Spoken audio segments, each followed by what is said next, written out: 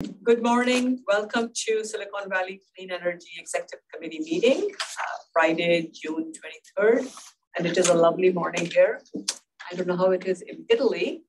Can't be complaining, Rob. A little warm. A little warm? Okay. It's still cool here. I would like to call the meeting to order, and Andrea, can we go through the basics of that? Yes, sure. So I will start with our roll call. Chair Walia. Present. Vice Chair Makachek. Present. Director Tyson. Here. Participating virtually, Director Rennie. Here. Dr. Martinez Beltran. Here. Thank you. We did hear you come through there. We have Director Klein absent, but we do have a quorum of the committee this morning. Thank you. I'd like to call public comment on matters not listed on the agenda. Andrea, do we have any? I see no hands raised.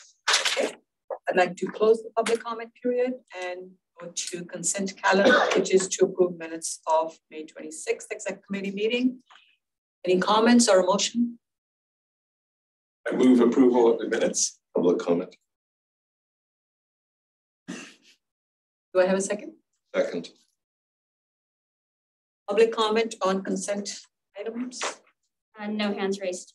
Okay, thank you. Bring it back to the committee, and can we have a vote on this, please? Yes, thank you. Chair Walia. Aye. Vice Chair Makachek. Aye. Director Tyson. Yes. Director Rennie. Aye.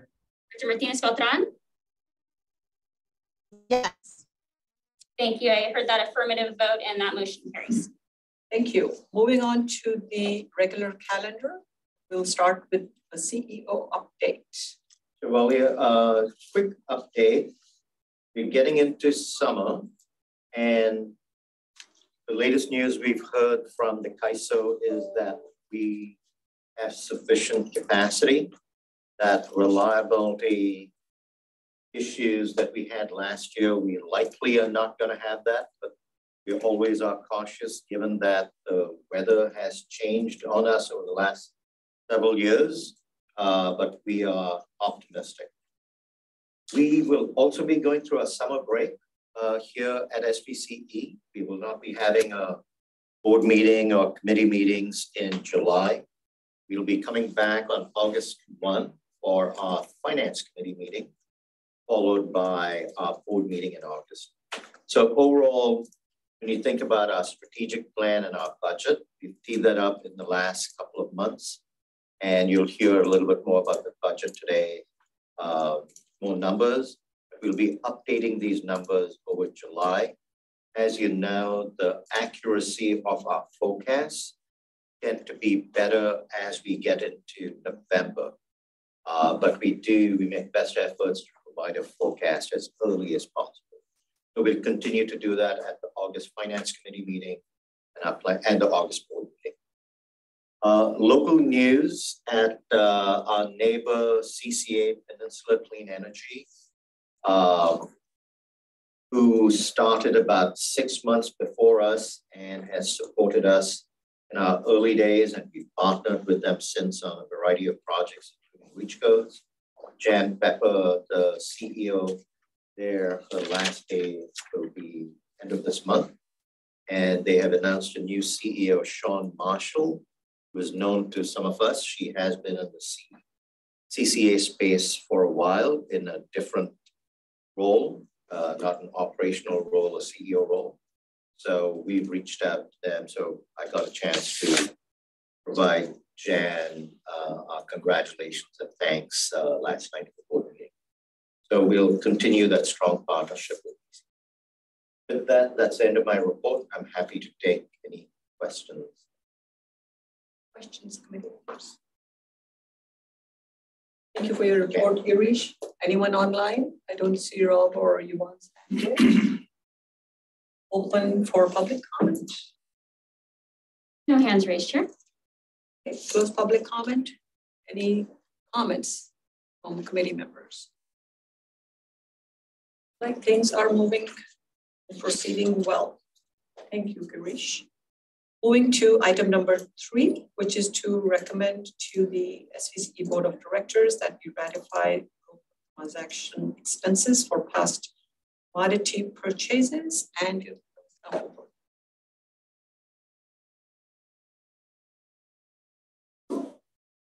Sorry, okay. We swapped our agenda sheets. My apologies. Don't mind. I still get it. Okay, okay, the staff report is going to come from Zach Liskey, Senior Manager of Power Operations. Great, thank you. So we can go ahead and go to the next slide, please. So some background, SVCE's purchasing policy, there's a limit of 100,000 per vendor per fiscal year as the CEO authority to purchase without going to the board for authority. So in SVCE's history, we've incurred broker expenses for past commodity transactions, totaling about $357,000, and about $261.5 was incurred in the current fiscal year with one broker, Tolle Prebon.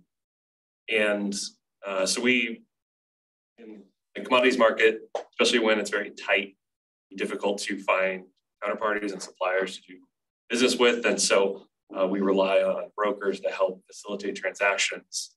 And, in doing that, we're charged fees by these brokers, but these are deals that, we need to make for our portfolio to meet our requirements and targets. And so there has been, a potential over expenditure. And so what we're asking for is, for past transactions, staff is recommending that to the extent that these exceed the CEO's authority, the executive committee recommend a resolution to the board that will ratify those broker expenses. With 3 brokers, we've done business with Tolle Prebon, Equus, and Carbone. Next slide, please. So to tee up the next item, we'll be proposing some amendments to our energy risk management policy, and that'll increase some of these limits so that we're not bound to 100,000 for each of these brokers. And so if today you approve and recommend this to go to the board, it'll be included on the consent calendar for the board's consideration. Next slide, please. And so this, the recommendation, staff recommends that to the extent these transactions exceed CEO's authority, the executive committee recommend that the SVCE board of directors ratify broker expenses with Tolle Prebon, Equus, and Carbone for past commodity transactions in an amount totaling $357,515. That is the end of the report. Thank you, Zach. Questions? I guess I have a question. Maybe we could speak to what is the ultimate purpose of this broker transaction? Is it to make sure that we don't concentrate our efforts too much in one place? I got a follow-up question, so just think about this all at the same time. How did we do this? How did we go over the CEO summit? Yeah, so maybe I'll rely on Monica a little bit, but with especially with resource adequacy with that market, because it's a bilateral market, it's very tight, it's difficult to find counterparties, and so there becomes a reliance on brokers to help facilitate those transactions. It's not that we're not trying, because we are trying to find adequate supply. It's just very difficult marketplace. There's been a very much an evolution on how we procure short-term products, whether it's RPS products to meet our green needs, and specifically resource adequacy, where traditionally we've been able to find those sources through our own solicitation efforts. So we issue RFOs, we get plenty of responses, we shortlist, we execute, or we respond to solicitations that are being put out there by some of the IOUs. That has pretty much gone away. And the closer you get to the time that you need to deliver or comply, the less of that opportunity there exists. Right now we're seeing, and this is not just us, but many of the load serving entities, because we've talked to others and we're talking to the CPUC about this as well, is all the activity is being moved to the brokers market. So the brokers, the sellers who have capacity for resource adequacy or have renewable, short-term renewable products, go to the brokers and they say, we have this product, sell it for us. And so that's where a majority of the liquidity exists right now. So we have no other choice but to operate in that market. And so with the increase in price and the increase in obligation that we had specifically around resource adequacy for the summer, these brokers charge a notional rate, of what the notional cost is of the transaction. We were in the mode of we had to transact to meet compliance. So when we backed out the cost, we realized that it exceeded the 100,000. And typically those broker fees are part of the commodity cost itself.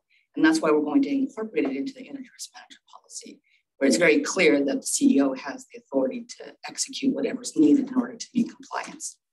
Okay, so if I were to summarize what I just heard, it was not due to set up to prevent having one broker more than, it was just a complete shift in the business where originally we didn't need much in the way of broker stuff we could do ourselves.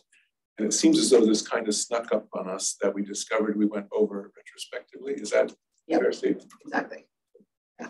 So in the future, you're going to give us a new program or plan that shows us how do we manage limits that don't constrain you too much, but also have an It'll be in the next presentation that Karthik and Amrit provide on the energy risk management policy. So there, in the energy risk management policy, there's a specific delegation of authority that goes to the CEO. And within that delegation of authority will be the brokers, what we can do with brokers. All right, that's all my questions. Thank you for asking that. Very helpful. Couple of questions. If I recall correctly, which is not always a true statement, when we did the biomass power purchase agreement, did we go through a broker for that? We didn't, well, yes, a broker brought that opportunity to us. And so they took a share of the cost. But I believe in that particular situation, and correct me if I'm wrong, they negotiated the broker fee with the seller. So it's embedded in the price. It can go either way. Okay, so that's not included in the... It's not included in the transactions. Understood. So these are short-term contracts so that we can meet our resource adequacy. Is that correct? And our clean goals for RPS. Okay. What's the gross value of the contracts? You may not have that number, but I'm wondering if it makes sense to have a percentage. Like, is it 357K on $50 million? Is it 357K on $2 million? Yeah, so we talked about that to some extent. We don't want to put out there that this is what we're going to pay in terms of a percent commission or a percent on a notional value. That's a negotiated term with the broker. Some brokers have standard kind of flat fees. Others we can negotiate on the broker fee. So rather, we're including it as part of commodity authority that Karish has. We're seeing it as just an extension of a part of the commodity transaction.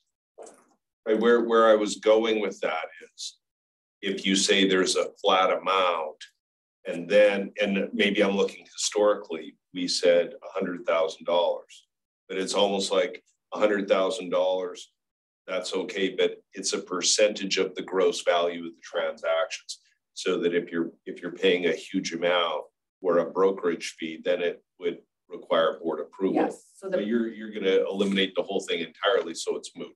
The purchasing policy that we referred to, that did not contemplate commodity-related transactions. It's purely for service type things that we need to operate the organization, consultants, vendors, not commodity. So the $100,000 was never intended to cover commodity-related expenses, including broker expenses to the secure commodity.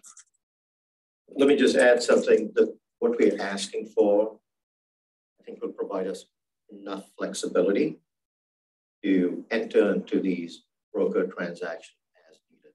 It's more than 300 or 350 that we'll be asking. For the new policy. For the new policy. So we'll be requesting. This is the next item on the agenda. The next item. So why don't we see what they're proposing, and then we can see. I think today we just want the ratification through the resolution of historically what we've done. On this item. On this item. I'll make a comment.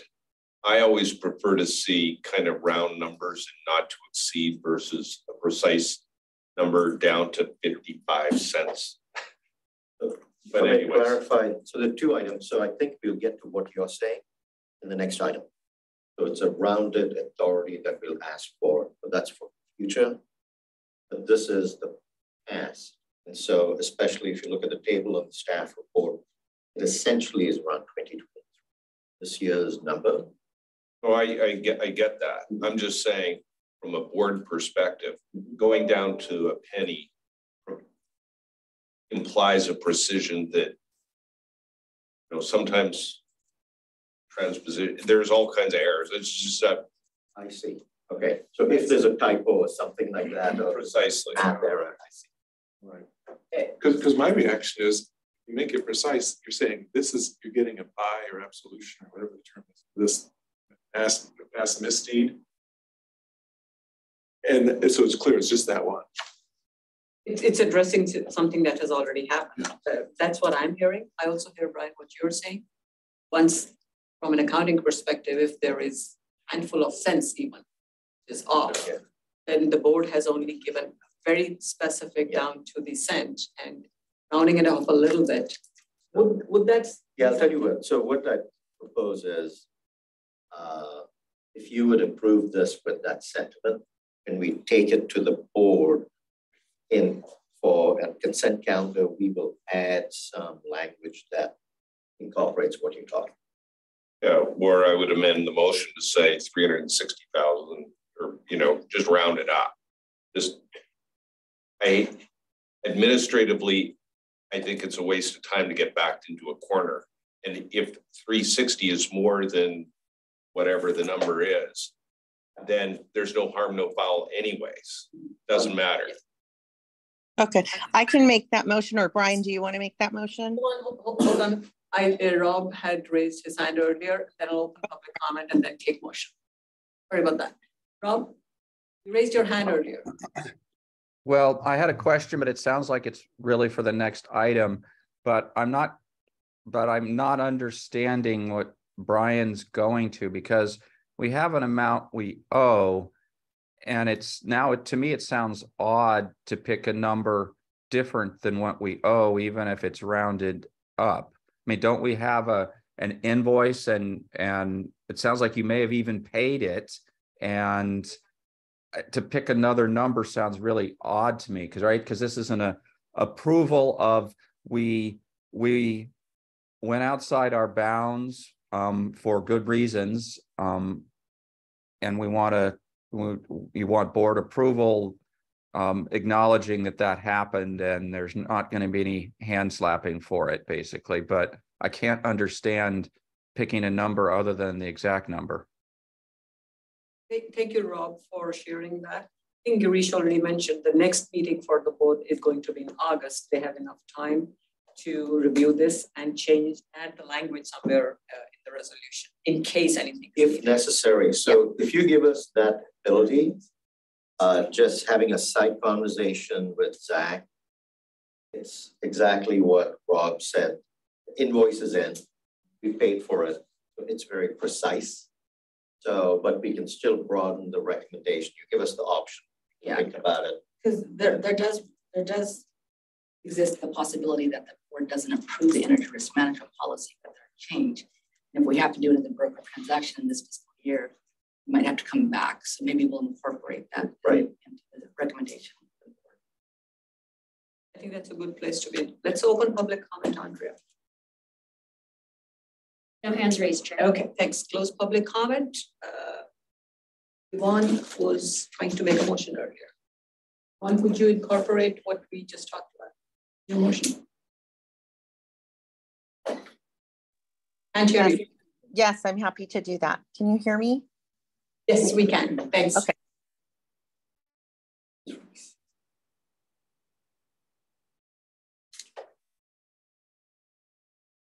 Go ahead, Yvonne.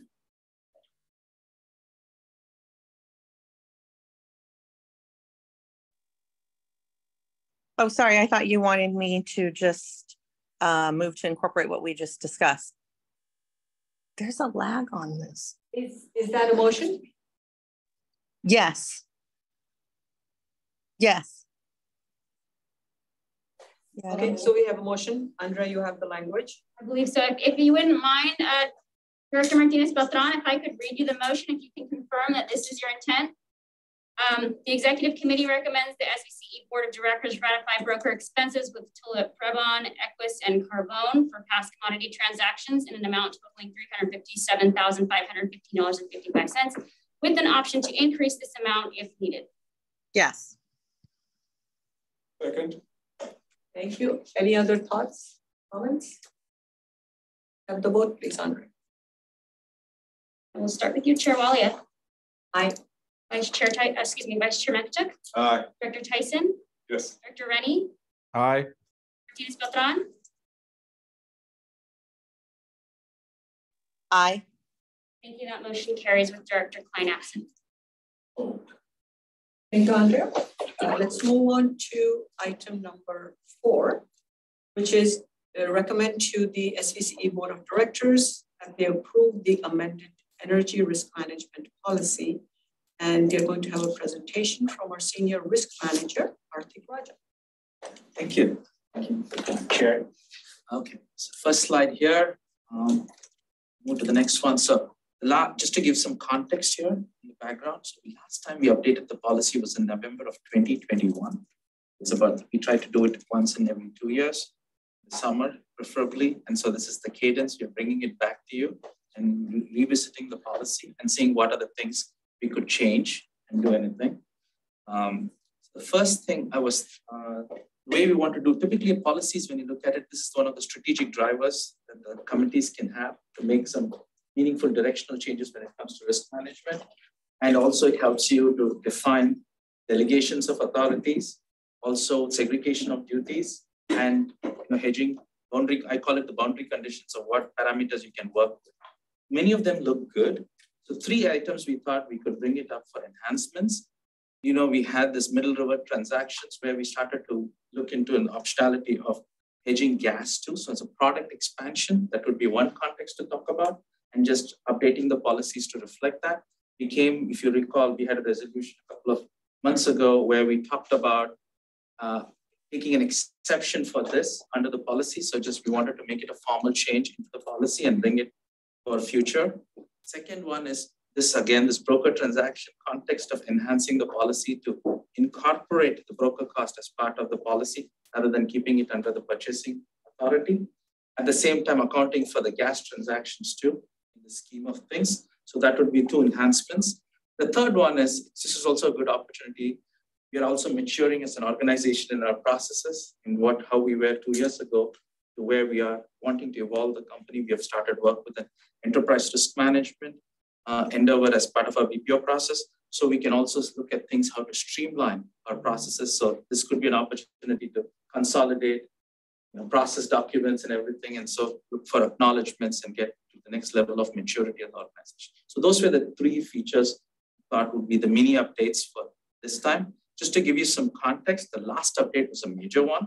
We had consultants come in and had review and look for the bar of how the policy would be. So that's some of the context here. So what I wanted to do was, for each one of these items, I wanted to do it like how, if I were in your shoes, what would I like to see? So what I wanted to do was provide first a background for each one of them, give you a context, and also show what the specific language in the policy was on the left side, and then show the right side, what are the changes, and highlight the things that you see so that you can see the major updates and quickly, without needing to go through the whole read of the policy and doing that. So that's what I'm planning to do for each one of them. That's the next slide, please. The first one, this is the reason for the change or the context.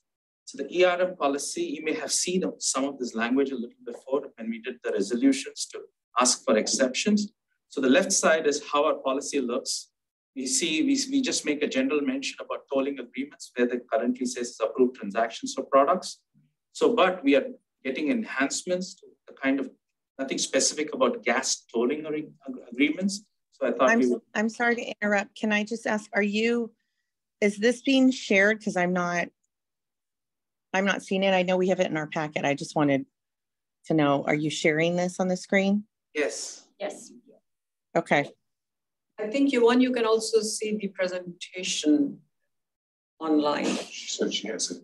Oh, yeah, I have. I wanted to have it up there. Slide 3. Okay. Yeah, on slide 3. I can see it, so I don't know why Yvonne can't. I will just make sure I mention the slide number. We are on slide 3. So on the ERM policy currently, just to give you some context, we enter into, for example, the Middle River transaction is a great example where it's a gas toll. We enter into, we principally got this principally for the RA piece of it, and it also has the gas toll component along with it, which means we have to hedge the gas component of the transaction, so which is not part of our policy today. So then because of the gas swing prices, so we want to enter into the transaction. So we want to extend the policy to include transactions like this. And to be very specific, it will be only for those deals that are board approved natural gas tolling agreements that we would today and in the future we may approve on. So we wanted to enhance that language there. That's the context of this. Move on to the next slide.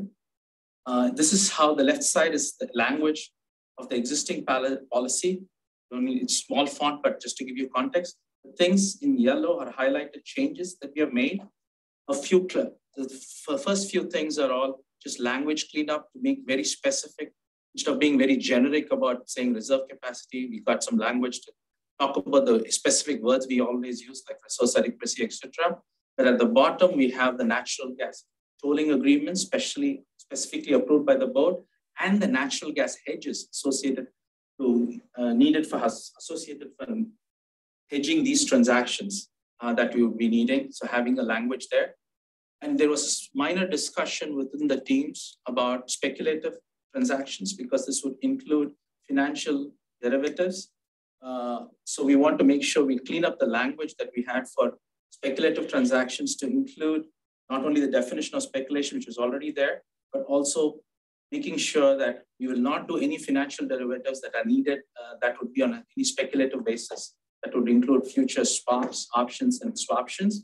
But if it is needed for hedging purposes, which we would need to do for natural gas transactions, then we would want to have them in. Amrit, if you want to add anything to this. Yeah, so natural gas, when we hedge natural gas, it's very common for it to be financially settled. We don't have a liquid market like CAISO. We have an IST physical trades. Natural gas hedges is very common to be financially settled. So we want to be very explicit that any hedges we need to manage the gas price risk in our portfolio, we execute financially gas hedges that are settled financially, physically authorized. Any other instruments that we would need, we actually have to go back and add it to the approved list. So we will come back to the committee. We wanted to put natural gas call options, financially settled call options. Gas toll is a call option, but now we're explicitly using it, adding it, saying only that which is approved. If we wanted to add any other financial derivatives, still have to be, we'd have to have a discussion. Have to be added. All right. It's like a control mechanism. What other products can we trade and not trade? It has to be explicit in the policy just so that we do it, so that there's a good discussion about the product. To Amrit's point, you mentioned, typically you buy an index product for natural gas, physical index price. But if you don't want to get exposed to the index price, you have to do a trade, a swap between fixed price versus the physical index price. That will be a financial transaction that you can lock in the gas prices. And unfortunately, in gas markets, it's a financial trade to lock in a fixed price that goes with the physical trade, which is an index price. That's the explicit authorization we're looking for in case they choose to hedge the natural gas component of these tools. Let me give you an example. For example, our exposure is PGD Citygate, natural gas at PGD Citygate. So instead of, let's say we look at the month of August, and we say we're going to run this gas tolling power plant for X number of hours. Associated with that is MMBTUs we need to buy. We don't buy that ahead of time. We're actually exposed to price risk. To get within our risk tolerance level, we may want to lock in that gas exposure. So we go out and say, we'll buy forward purchase PG&E Citygate settled gas transaction. So what that means is, it's not that physically that gas will show up for us. We can buy physically on the spot market, or in this case, the counterparty would actually buy it on our behalf. We will send that gas price to us, but our exposure will be locked because this financial hedge that we executed will basically settle against the same PG&E Citygate spot purchase. Essentially, we get a fixed price gas deal without having to take physical delivery on the hedge piece. Our power, everything is, as much as we do, everything is physical. So you get a fixed price, physical, you get that price. Gas, you only get the index price, which is physical. For getting a fixed price, we have to go for a financial punchline. Right. I just want to add that the intention with the tolling agreement, the one that we brought to board with Middle River Power, we have yet to execute. We're still in negotiations. Is not to hedge the gas. So it's to float the gas and just to operate it with the market. And in the event that we want to hedge, this is necessary for us to be able to hedge. So we have the option to hedge it in the contract, but we don't intend to do that. That was how we presented it to the board. Yeah, and I think I'll just go back to Karthik's point. In order for us to do something, it has to be explicitly in a risk management policy, which is the item in front of you today. So MRP is an example that we're using. And that's the being explicit about it. It gives us the option to hedge. Are we in questions? I had a questioning face, but I didn't raise a hand. Oh, okay. That's okay. For us to use the Middle River, you're saying it's unhedged. Did I hear that right? Yeah, the way that the contract works as a default is that we have the gas peaker toll, and Middle River Power will, to the extent that we operate it, they will charge us the capacity reserve payment plus a variable gas component. And that variable gas component is based on whatever the gas price is that day. So the initiating sequence where we would run it are times of shortage. So the only times we would need it, which could be a very variable cost. Yeah, right? So why wouldn't we try to put bounds on that? We could, and this gives us that option, right, to manage the portfolio. So your question is, why can't that be the default? It could become the default for now. No, it's not the default in the contract. Yeah.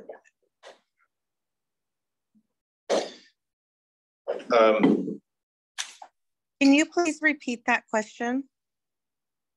He said the question was? My question was, why wouldn't you hedge the natural gas component of the Middle River, which only runs when energy is particularly tight? And the answer I heard was this language allows them to hedge that. To fix the gas. To fix the gas price. And then one of the things that what Karthik said, we could make it reverse where the default is that it's hedged rather than. But it's not in the contract. But it's not in the contract. That's what she said. So we can't change that one right now. Because so then can I just to understand, so then is there a reason why it's not there as the default? Or am I missing something? So I wouldn't go into default or not. It's part of portfolio management strategy. So we leave it to portfolio management within the guidelines of ERM. We have a risk tolerance level. We manage our risk, gross margin at risk. If we got to the point we said we're exceeding the risk tolerance, we're exposed too much to the spot market, and we want to get rid of exposure risk, we may do so. And that exposure is coming from this gas tolling deal. We may do so by hedging the gas piece of it. And it would happen in a market where market price is really high. Gas prices. And because we're like this great deal of uncertainty, we're going to dispatch this plant. Our obligation. But in our portfolio, this is not a giant swing of our risk. No, it's a 10% capacity factor, at best 10% is 10% of the time or lesser given the constraints. If you zoom back, this contract principal purpose, and correct me if I'm wrong, Monica, is for the RA capacity we get, right? That's the principal driver. So if I may just bring us back to the item at hand. I think what we're talking about as an example, that's operational. That we'll have to deal with for the 12 years of this contract. But in order to deal with it, we have to have these transactions approved. Otherwise, we'll be coming back to you asking for more ratification. So this is a very procedural thing that we're doing in this item. And I actually think when we think about 12 years, we don't know how we're going to hedge. When we present it, we present it. So this gives us some optionality. And one piece to this. So right now we hedge with our fixed power purchase contracts, right, through the Federal Electric CAISO. When we have a gas tolling deal, like the Middle River Power, we basically translated some of that short megawatt hours from short megawatt hours to short natural gas. So it's the same authority we have. It's just like, in order for us to get rid of the exposure, rather than hedging the megawatt hours, we're going to hedge the gas. Translate the megawatt hours to gas. That's what the total deal does. 10 MMBTUs per hour. Brian has a question. While we are on this, I just want to mention one thing later after Brian's question. So last winter, when the natural gas prices went, the recent winter, the summer, and if you can use that as an example, but let's take Brian's question first. Brian, we've been waiting long. Thank you for your patience. I was just going to point out that in the bottom paragraph that starts speculative buying and selling of energy products is prohibited. The inverse of that is if you're not hedging, you're speculating. Like it's fine to think of one side of the coin, but there's always the other side. And do we have a policy on being unhedged? Yes. That's my question.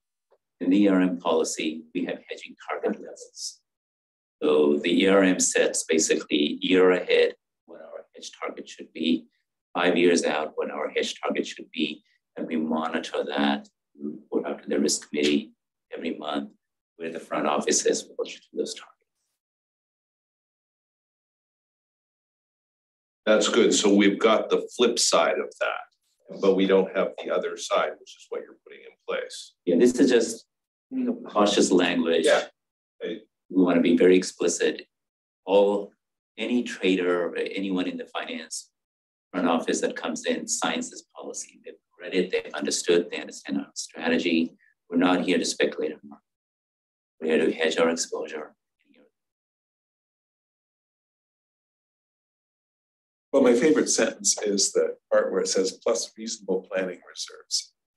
Okay, which is in the second to last sentence. Because I like the flexibility that gives you. Yeah, because portfolio, this is an hourly product, hourly electricity demand. They go up and down. You can't say 1 hour we bought and we exceeded that. How are you expecting? Reasonable tolerances.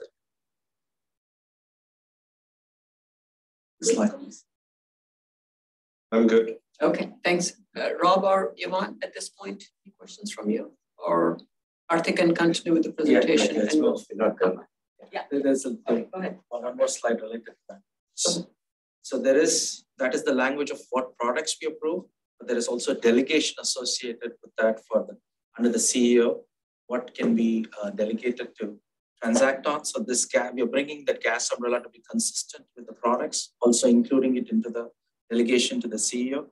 The left side is the old table, the right side is anything that you see is all gas related, and we've added the sections there in color coding, that's all. And then if you see, one of the nuances I'll highlight to you is it's only, as Monica had mentioned, through the counterparties associated with the tool. We're not planning to go, we're going to outsource it through them, counterparty who we've done the Middle River Power. They will be buying the gas on a fixed price if we choose to do it through them, or even on the floating price, they will be doing it through them. But that's the constraint, so that you know all the pieces that are going under the delegation for the city. So these two come together on the first one, the first change that we wanted to talk about, the product and the delegation going together. The natural gas hedges associated with it. There's no questions, then we can move to the next one.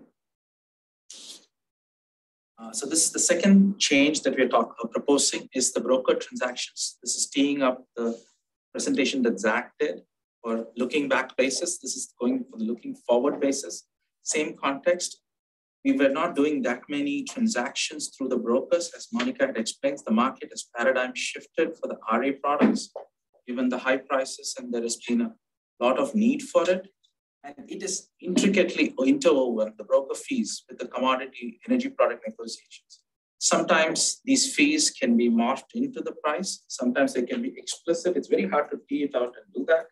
And so it's better to look at it holistically as the total price we pay, including the broker fees, which typically, it's a fixed fee, but it is also a $1 per megawatt hour or kW month price that is included in the overall price. So taking it away from the purchasing policy F6 under the 10K for fiscal year and bringing it under 300K, we thought is a reasonable amount talking to the front office. And you can see the historical transactions, that's ballpark there. Per broker, per fiscal year is the game plan we have. And then bringing it under the delegation in this policy with the CEO, just to bring it all together. If you move to the next slide. Is we don't have anything explicit about on the left side today for broker transactions. So we thought we'd introduce a third table that we would have for two pieces there. That would be the authority delegated to the CEO by the board for broker transactions. And for every fiscal year, there is a limit of 300K. And we are finding ways to do monitoring these things. We are designing our ETRM system. So we will have a component there and we try to follow through and report on these things. So that would be the limit that we are proposing, round number 300K per fiscal year, and so that we will manage it under this delegation. And also just to be explicit, since we're talking about broker transactions, there is another table where we have a notional, another sub-delegation that the CEO does to the authorized personals. These are all limits within the policy today, lower table. It's the same table I've put on the right side, except I put an asterisk. At the very bottom, I think it gets covered by the screen. It says notional value limits are inclusive of broker fees, just for completeness sake. I just wanted to say that so that when we look at the transaction, if there is broker fees, we're holistically looking at it, and including the broker fees is what these limits get evaluated on. Those are the changes we're proposing on the broker fees. Any questions on this? Go ahead. So when we do our annual audit, can they tell what the broker fees were, that whether we're meeting this or not? You just said it sometimes it's woven in broker fees different ways. Can an auditor parse that out? It's been explicit to the amount of, sometimes it gets split up, and there is a broker component explicitly do that. And most of the time, front office endeavors to keep the broker fees as separate as possible from the commodity. So they try to. Yeah, so we get an invoice from the broker, and we settle that, and we settle it separately, and we indicate transactions associated with, so the auditor will be able to see that. Right. I have a clarifying question. Sure. I just understood what you're asking for, Karthik, here is 300K per year, fiscal year, per broker. The prior item was 3 different, and the total was 263. So why this suddenly large magnitude? So there could be 10 brokers. I don't know. I'm just asking you. Good question. The market dynamics. So let me parse out your question. So you're asking why the limit is only 300, or why is it per broker? What's the question? Why is it? Because to me, this sounds much larger than what the current year that we ended. In the prior item, it was 263 total, 263K total. And now in this item, you're saying policy, 300K per fiscal year per broker. So if there are 5 brokers or 10 brokers, what is the total limit that's being, it's extended out because we don't know how many brokers. It's much larger. That's true. Usually the broker market is winner takes all. So typically if you looked at the 3 brokers that we have, the last 2 brokers are minuscule. And this one big broker, he has all the best sales guys usually, broker transactions, and they take the bulk of the market. So I was packaging it based on the larger broker where we had the 263. And so I said, okay, 300K for the largest broker. We could, and so the per broker, and we're going to monitor the brokers. And my thinking was the likelihood of us having 10 brokers is mute. And even if you have 10 brokers, the tail would be very, very small. The amounts would be very small for those brokers. That was my thinking process for it. So the main goal here was to take the largest broker and make sure he has an authority of 300. That was my thinking process. I understand. And yet the way we are delegating, the way I read it, there is no, it's open-ended. Yeah, in some ways it's meaningless because we don't speculate. We only buy for our load, so we're constrained there. We have a hedging strategy. So it'll turn out to be whoever the broker is, whoever we get the best deal from is the best deal. So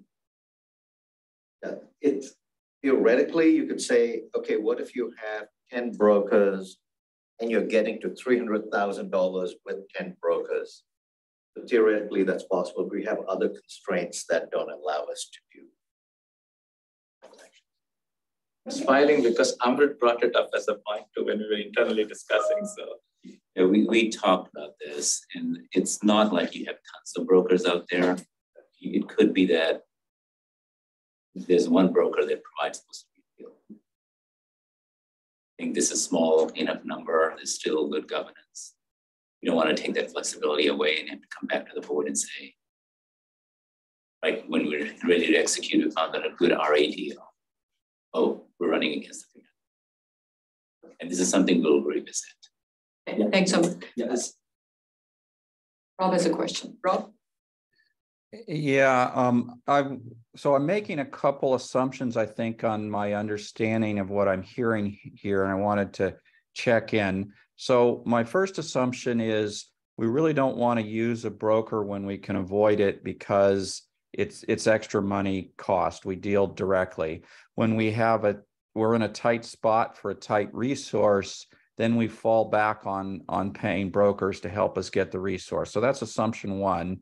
The second assumption I'm making is we were in a tight space. I'm not going to say we got ourselves there because we were sort of forced into a tight place over the past year or so in order to get RA.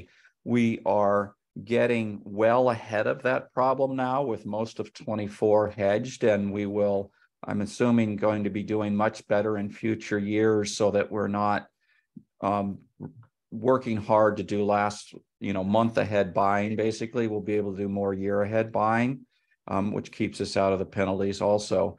So that's the second assumption, whether that's correct or not. And with those, then I do sort of wonder about the 300K number. And I'm maybe okay with it being that high because we don't know what other things are going to be thrown at us in the future, and we'll need to be able to go to brokers to solve it. But then going back to the original one, my original assumption, I think we want to avoid brokers when possible. So could somebody talk to those assumptions and let me know if I'm off base or not? I think your assumption is absolutely correct, that our intention is to try to do the procurement with our own staff and not utilize brokers. The vast majority of the commodity transactions that we buy, including, the big ticket items are energy, the transactions we do to hedge our portfolio. And those we don't transact in the brokerage market. Those are pretty liquid with our marketers that we have right now. It's really to get those odds and ends, and even sometimes to sell odds and ends. And so that's another place where we use the brokerage market. To your point about, this will be less of a problem in the future. I hope so. It's certainly our intent. We're pretty well covered for 2024, and we're also pretty well covered for 2025, but we still have an open position. And we don't know exactly how the whole slice of day on the resource adequacy reform is going to play out. Because we have to transact in blocks for that, if there's opportunities for us to sell surplus positions or buy odds and ends, that might be the best place to do that is in the brokerage market as well. So I think we're going to learn a lot of lessons in 2024 about how that transaction cost associated with implementing slice of day is going to play out for us. But yeah, our intent is certainly to use it just to close positions kind of on the margins and not as our primary source of transacting. So, so the other assumption then is we're likely to be well below the 300K going forward. Yes, and if we find that we're not, or that we're getting close to it, then we'll have to come back to the board way in advance, because like Amr said, we don't want to be in a position where we can't transact because we've exceeded or coming up against our authority there. Okay, thank you. Thinking of the old forgiveness permission rule. Today you asked for forgiveness. Yes. Okay, how are we doing time-wise, Rish? Awesome. Yeah, I think we should put faster. Karthik, go ahead. Next one. This is the third component of it. This is fairly benign. It is just consolidation of processes. So in the past, we had a declaration of conflict of interest when new traders come in. Periodically, when we have a major update to our policy, we encourage people to read the policy, acknowledge the staff, put it in. I mean, as an authorized person, we need the trading staff. So we have added some components. In the last version, the acknowledgement of the ARN policy was not in the same form. We wanted to consolidate it into one form and also create an integrity attestation that they are not being, subjected to investigations in the past or recently. So that's something you want an acknowledgement. It's a standard operating process. So we wanted to just enhance that. Those were some of the changes that we wanted to bring, given that we have the middle office as a group. And also we keep a focus on trainings. And if there is any mandated trainings that come about, that everybody is following through on that. So this is just housekeeping cleaning in mind. Very important, useful housekeeping cleaning. So the next slide will show you just the sample of the acknowledgement form. It's in Appendix A. It used to have the conflict of interest. We've added the acknowledgement and then trader integrity attestation. It comes as part of the policy. We've added 2 more sections to it. That kind of rounds up the major updates we have for the policy. This is what I call marginal progressive improvements on things that we want to do every time we look at these things. Those were the 2 things. The recommendations is staff recommends that the executive committee recommend that the board of directors approve the revisions to the policy, to the energy risk management policy, and if it have it as part of the consent agenda for the board meeting, if you guys are okay with this. Thank you, Karthik. You mentioned earlier streamlining as the organization.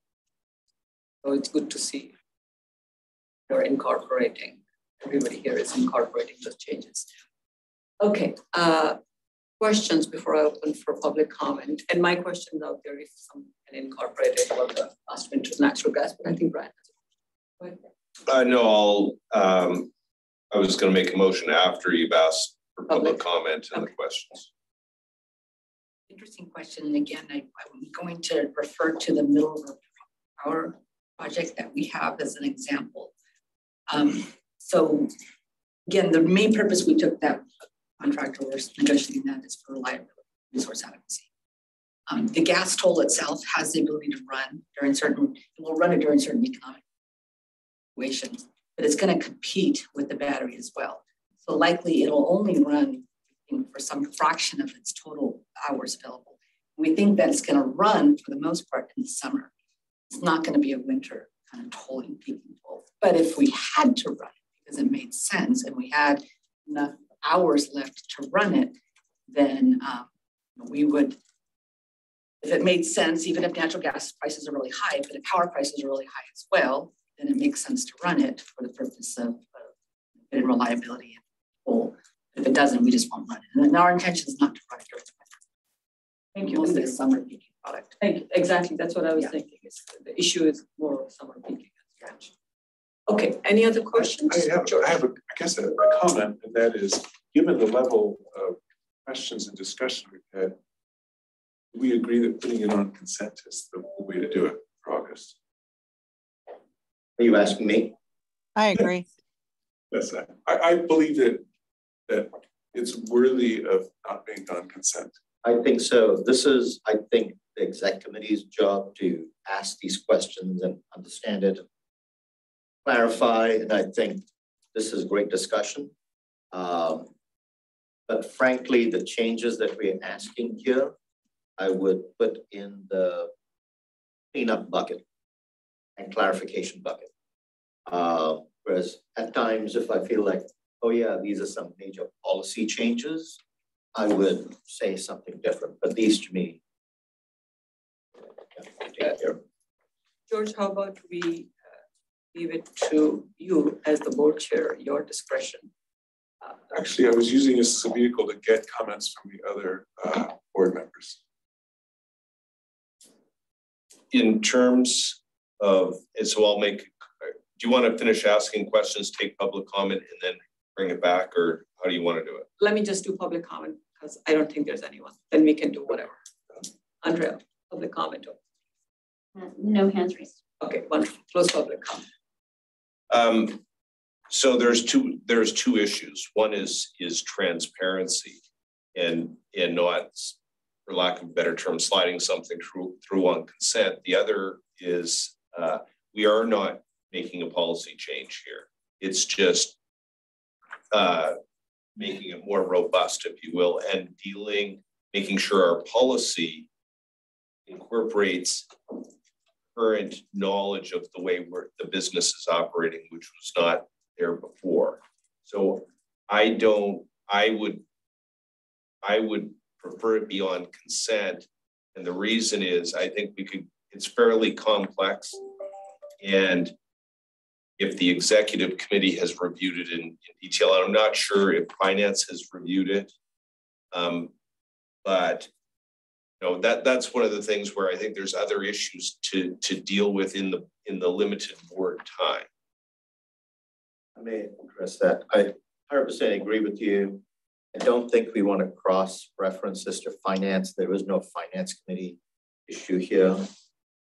Any board member can remove it from the agenda. We can discuss it. We also, Chair Walia will write a memo to the board on what transpired at the executive committee meeting. So I think that's where, in her words, you'll explain this issue. And so that provides additional context to the board and anyone who's interested about what the executive committee went through in considering this item. Rob, your thoughts?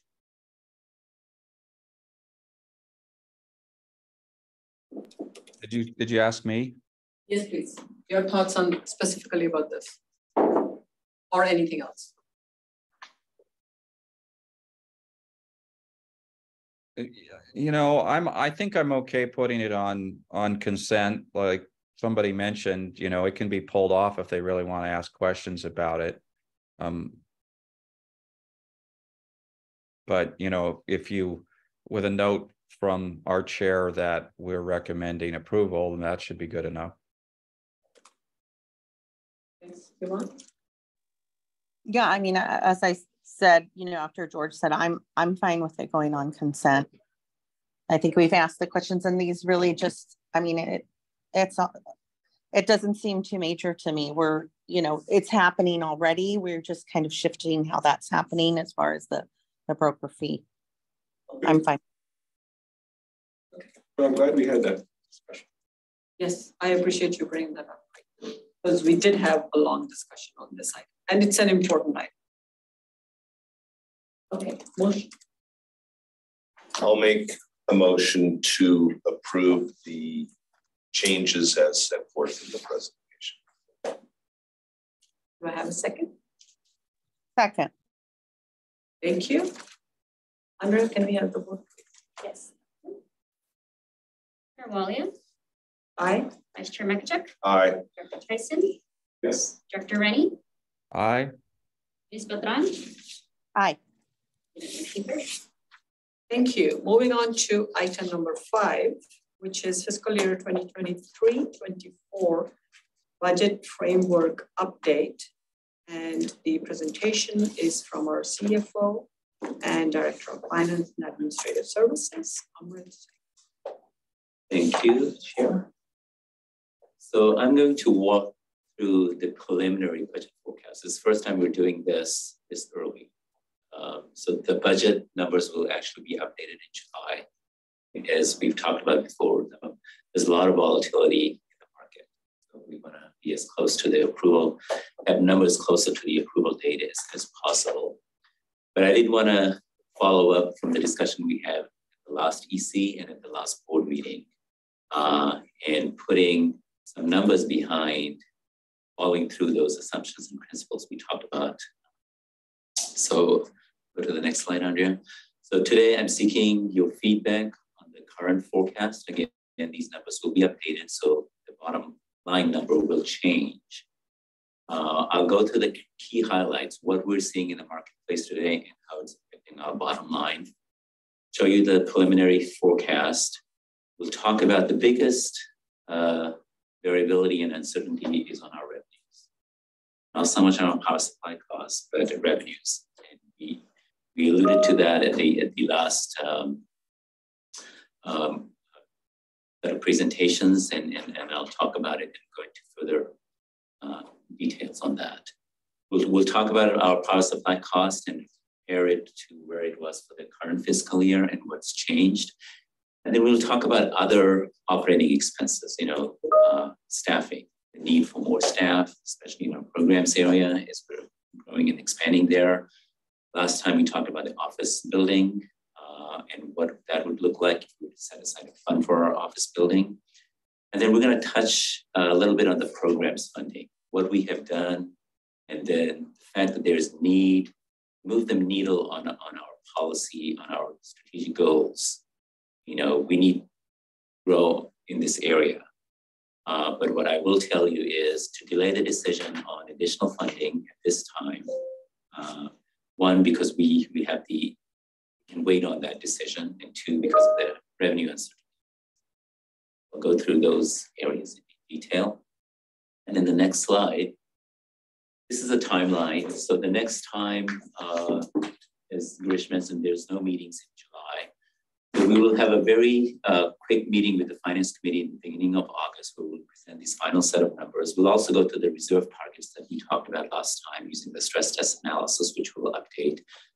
And then we'll present the draft budget to the board at the August 9th meeting. At that point, we really want to get all final feedback. So we'll incorporate those feedbacks in August and then bring the budget back to the board in the September meeting. We want that to be a very short meeting and that we bind out everything, and hopefully we can get an adopted budget before we start our fiscal year in October 1st. And then as we do always, we will do a major refresh of the budget. Then we'll go to the next slide. So with the set of numbers that I'm going to show you in the upcoming slides, what are some of the key takeaways? So I've tried to summarize that here. What I'm saying is that it's potentially a good financial year relative to some of the years we've had in the past, but the results are very volatile. I wouldn't bank on these results, and they may change quite a bit within even a month time frame. And I'll show you within a month time frame how big that difference is. Actually, I listed it here in the summary slide. The forecast year-to-year revenues are actually decreasing by 72. Okay? And this has to do with energy price volatility. Market prices are very volatile. And we talked about how our revenues are a function of energy price because of the way the PCIA mechanism works. And the fact that we index or set our rates relative to PG&E, try to be competitive to what PG&E charges. So that makes our rate that we charge a function of market prices. And when market prices moves around, our revenues moves around. And right now, the volatility in the budget is actually how the revenue forecast is moving up and down. For the last month, it's been moving. And that has to do with market prices, because market prices on average have come down. Just between March to June, that movement had a downward adjustment of 115 million. In a short amount of month, prices have trended down, and that has caused significant downward adjustment to our revenue projections. And unlike some of the other years, so as we talked about at the framework discussion, we use a model that's a fairly good model, CalCC and UGen consultant model to model PCIA and PG rates.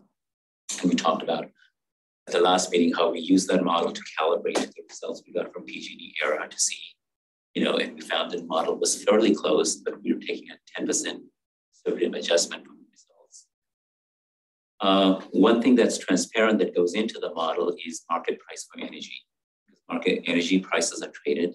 So we see what the prices are, and any given point in time, we can know where the prices are trading at. We take that where market is and put it into a model and say, what's the outcome? What's not so transparent is RA and RPS prices. And these prices, as Monica has mentioned, are very high right now. They're very volatile. And the way it factors into PCIA and PG&E's rates, more so in the PCIA mechanism, is that the CPUC usually does a look back. When they come later in the year, they will issue a market price benchmark that will be used in setting PCIA.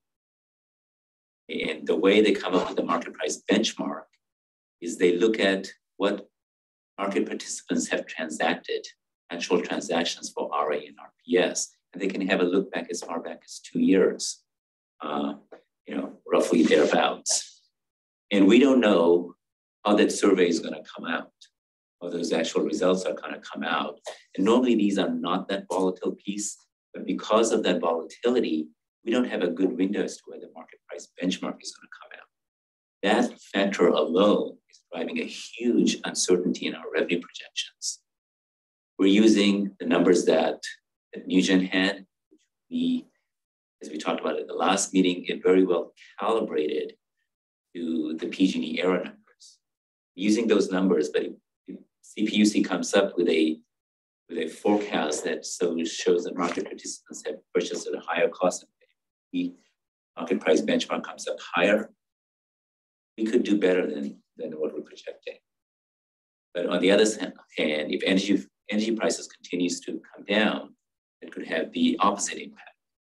But there's a lot of uncertainty in the numbers, and that's why we're saying let's delay some of the major decisions on additional spending towards the latter half of the year, around November timeframe, at our board meeting, we'll have a good insight into what the final PG&E rates would be that the CPUC should approve as their schedule is supposed to be. Okay. So that actually is the big story. That's what I want to leave you guys with. And that's what you should have in the back of your mind as you look at the numbers in the set of slides. So power procurement costs, year over year, it's not that much of a difference. With energy prices coming down, you should expect it to come down even lower, only 2% lower. And part of that is because we have more favorable PPAs coming online. So there'll be hopefully more ribbon cutting ceremonies next year. But offsetting, and then energy prices are pushing that cost down. Offsetting that is the fact that we have high RA and RPS costs. And offsetting that is also showing a higher load projection for next year by about 1.5%. We're assuming load will go back to pre-COVID levels, will have full recovery. Whereas in current year's forecast, we're assuming about a 50% recovery. But those things, up and down, and the net result is about 2% lower. So when we put the numbers, you see in the slide, upcoming slide, that we're setting aside $20 million for the office building fund. You see our projection. We're forecasting contribution to reserve of close to $6 million. Again, a lot of uncertainty what that bottom line may come up. On the customer discounts, and this is where we can take some feedback. So currently we are giving 4% discount on average to all our customers, 1% bill credits to our low income customers. So overall, it's been 5%. We want to keep the 4%, and obviously the bill credits are already budgeted for this year's budget. We're proposing in the October, November, December, the remaining months of it. That's part of the new fiscal year. We keep the 4%, and then the board actually sets the final discount or final rate when we meet in the December timeframe. But for setting the budget, obviously I have to assume something. I'm proposing that we assume a 2% discount. And that 2% could be a 2%. From budget perspective, doesn't matter, but I would like some feedback if we want to continue the 1% bill credits we've been giving to customers. I want to continue with that practice. If so, in the budget, I can display it as 1% discount for all customers, 1% bill credits for low-income customers. And when the board meets in December, yes, if we want to keep the 1% bill credits to all customers, we can keep that, and we can decide what the other general discount would be for all the customers. So that's an area, that's some feedback on. Are you looking for feedback on that now or at the end of your presentation? The end, or we can have it now. It's a discussion. It's easier for the committee. Rob has had his hand raised. Right. Rob, you want to wait or ask now?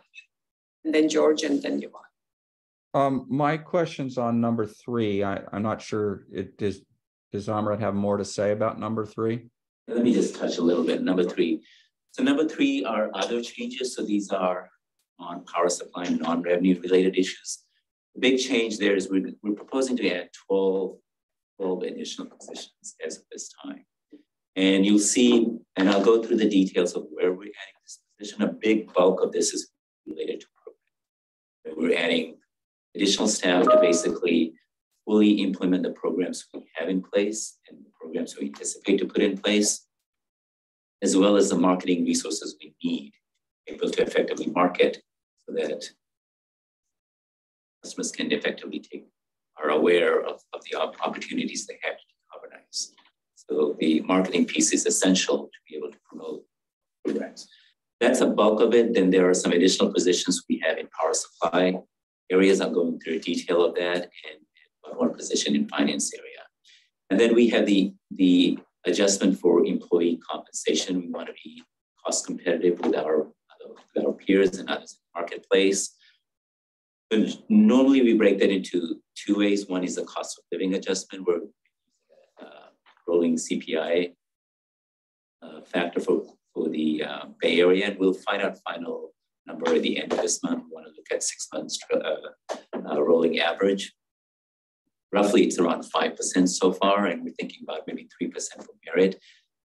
Total on average would be around 8%. Doesn't mean everyone gets 8%. There's a lot of CEO discretion applied to that, and a lot of factors that go into what an individual employee.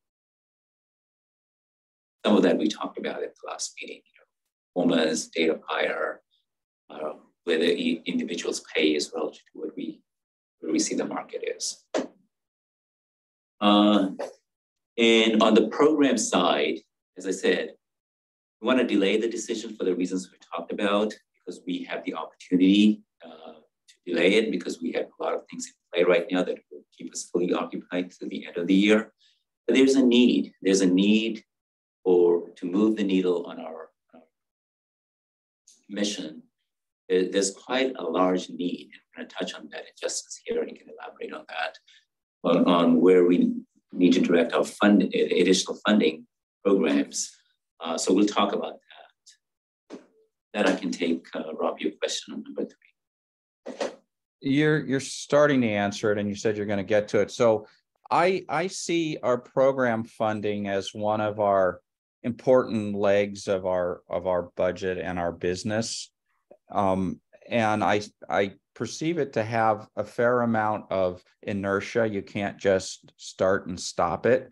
As we get it, it takes a while to get it rolling. Rob, can you please start again? We heard just one sentence. We had a tech issue. Oh, okay.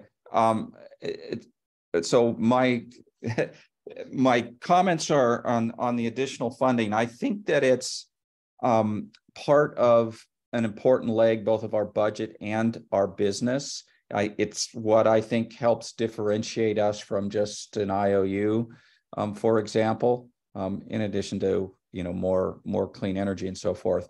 But I think it's an important part. And programs I perceive have a lot of inertia to them. that it takes a while to get them going. You can't just up and down them easily. So when you start saying, you know, more funding is needed, that's a flag to me that we need to look at it carefully, because I want to, you know, as we're building momentum on our programs, we don't want it to be interrupted by not having enough funding. And the funding is actually a fairly small portion of our budget. If you look at the amount of reserves we have, you know, we put 20 million or something like that into our programs, which is, you know, if you had to pull from reserves in a year to keep the programs going, I think that would be important. And number two, you have a question about, you know, a 2% discount for all or go down to 1%. You know, that's part of what, in order to answer that questions, I would look more carefully at programs and the funding needed to keep that momentum and accelerating momentum going in the funding of the programs.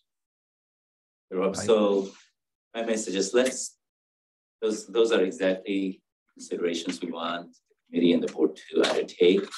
But let's get to those program slides. I think there's a lot of information that Justin has put there, and we can get into more discussion on that. So if we can table that for the moment. Is that part of your presentation next? Yes. Yeah, there are quite a few slides coming. So George, do you want to? Yes, you know, let me just, I was going to reinforce what I just heard from Director Rennie about the programs. So I guess I'm curious about what is the real effect of the things that we're doing. When we switched from 1% discount to 4%, what did we hear? My guess is we didn't hear it. Nobody said Yahoo. Nobody said, oh, that's not enough. I don't think there was any reaction. Am I right? I could add something to that. You're 99.5% right. Okay. But when we sit down with applied materials to say we're 4% cheaper, it's a big deal. Okay. So there is a needle there, but in general. No, because getting to the other issue about discount, I realize we're going to talk about that when we do no more. I like the thing we did last year where we said $100, we gave them $12.50 a month for 8 months or whatever. That's the kind of thing where you see it on your bill and it's a little oomph there. And so that's just a little bit. And then my second comment is, in any of these issues, I'm always going to be curious to know what is the peer group doing and how do we compare to that? Because I don't know how many program people we need. I have no way of knowing. In my pharmaceutical industry, the benchmark is 20% of sales for R&D. You know, you're either above that or below that. You have something, a measure, if you can say, how do we stand? So when it comes to staffing, in the past, we've seen numbers about what the other CCAs have. Staffing, I'd be curious when we get to that, what that is. And I'd be curious to know what they're doing in terms of program discounts. We have some of that information in the appendix and we'll go through those slides. Okay, so let me just zip through what you mentioned. Those are the areas we want to go into discussion and we'll go through. Amrit, just a second. Do you want to ask your quick question now? Then we'll go back to Amrit, continuing with the presentation. There's a lot more slides coming. Do you want to ask your question now or do you want to wait? Your choice. Are you asking me? Yes, please, Yaman. There's a lag here. So I was asking, yeah. Amrit has a lot more slides coming. Do you want to get your question in now or? My questions are related to George's. So however you wanted to handle. Let me go through this and we'll come back. Okay, sure. Okay. So the next slide, this is how the numbers look right now. And I've got the revenue number in big red because for the reasons I explained, that's where the uncertainty is right now. It can swing in either direction. A big uncertainty is the market prices. Big uncertainty is how the CPUC's market price benchmark is going to come out and how they're going to account for RPS and IRA prices and what goes into their benchmark. If that benchmark includes some of the high RPS and RA prices, that could have a positive impact on us. But a continued softening of the energy prices will have a negative impact on increasing our revenue headrooms. So I don't want to go through a lot of these line items. We'll go through power supply. I'll go through the other operating expenses, but Note that I've put it in here, transfer of 20 million to building program fund. This will just be a fund that we can set aside as we do with our programs. And our programs, we do have 9 million already baked in as additional funding for program. That's the 2% of revenues that we target for the board resolutions. And then, as we do every year, the savings we get from the PG&E's nuclear allocation directed to our programs. Based on the savings last year, that allocation is going to be additional $2.2 billion. So this is already will go into it as additional dollars in funding the programs. So a little bit on the uncertainty on the margins, the headrooms. You can see that the middle column is what the ERA forecast came up to look very good. It's look like we could have higher rates. Our customers could have a lower rate, but we could have a higher revenues coming in because of the negative PCIA. But that, refreshing for where market prices is right now, is basically actually the story has changed. Seeing actually a positive PCIA and our margin shrinking considerably. Year over year, it's a 24% decrease based on what we're seeing. And that's what's leading to the lower revenue projection.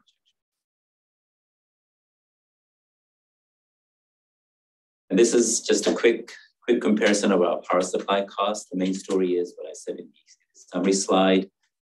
You know, the energy prices are bringing costs down relative to last year, but there are other factors such as increase in load, increase in RA and RPS prices that are working in the opposite direction, raising cost, and also more PPAs coming online. That's bringing down costs. So all in all, costs are pretty comparable to where they were last year. But the revenues on the price side, the revenues is coming down. We're not seeing the commensurate drop in the power supply costs for the reasons I just talked about.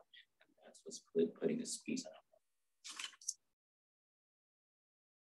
This is dollars. What about kilowatt hours, which is our sales? What's happening with that?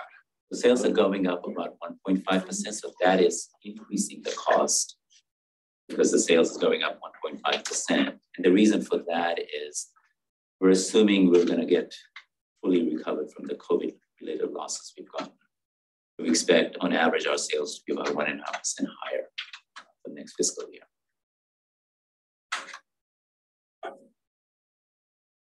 Begs the question, what about these?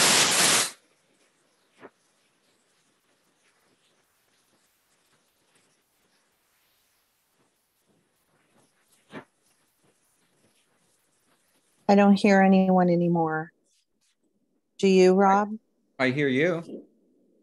Yeah, I hear you. I don't hear them. It sounded like somebody pulled the plug or something over there. Yeah, I think so too. They got tired of listening to us.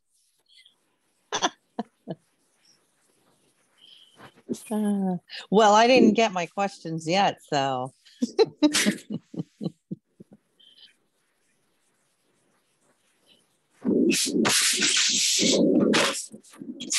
They can hear us. Okay. They can hear us. We just can't hear them. So their mic is out or something. Okay.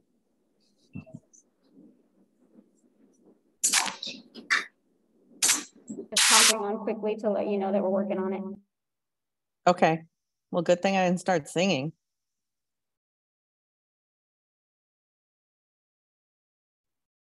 It's definitely a good thing I didn't start singing.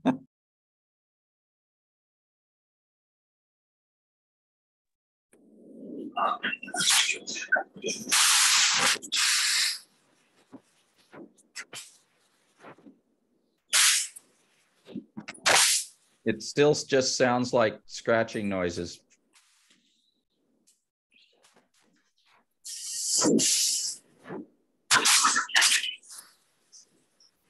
The audio is going to come back on and they're going to say, okay, so that was great conversation. Just kidding. Okay, we're just gonna, okay, there's an echo in here. Anybody that has audio. We can hear. If you could mute. We can hear you. We can hear you, but we can't hear the room. Do you hear any feedback, Yvonne? Yes, lots. It's not feedback, it's echo. Okay. Echo, sorry.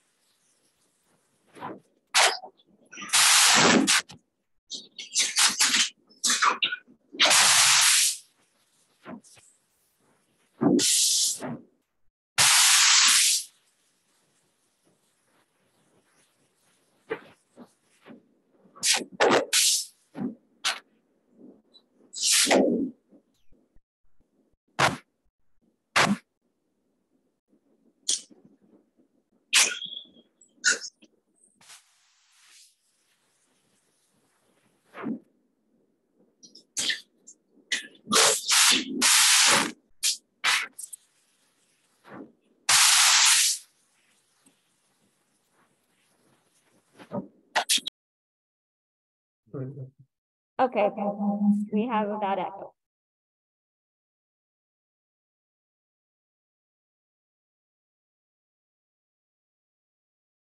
We can't hear except for through Andrea. And the sound quality is poor when I'm speaking. It's reasonable, it's just echoed. I mean, it's possible to hear. We could try it.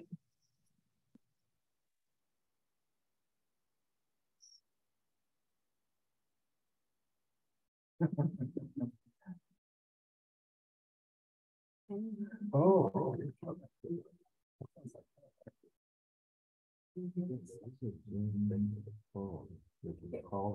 I'm just thinking if we can get them on the phone or something else. I think it's the room and not the actual. Let's use check out whatever real quick. Any other room? Let's do that. Right here. We're hearing you talk, but I think it's through Andrea. Yeah, we're gonna Yes, take a sounds like we're in a dream. An SVCE dream. We'll take a brief recess as we move Okay. And reconvene. All right, we'll hang out. Thank you.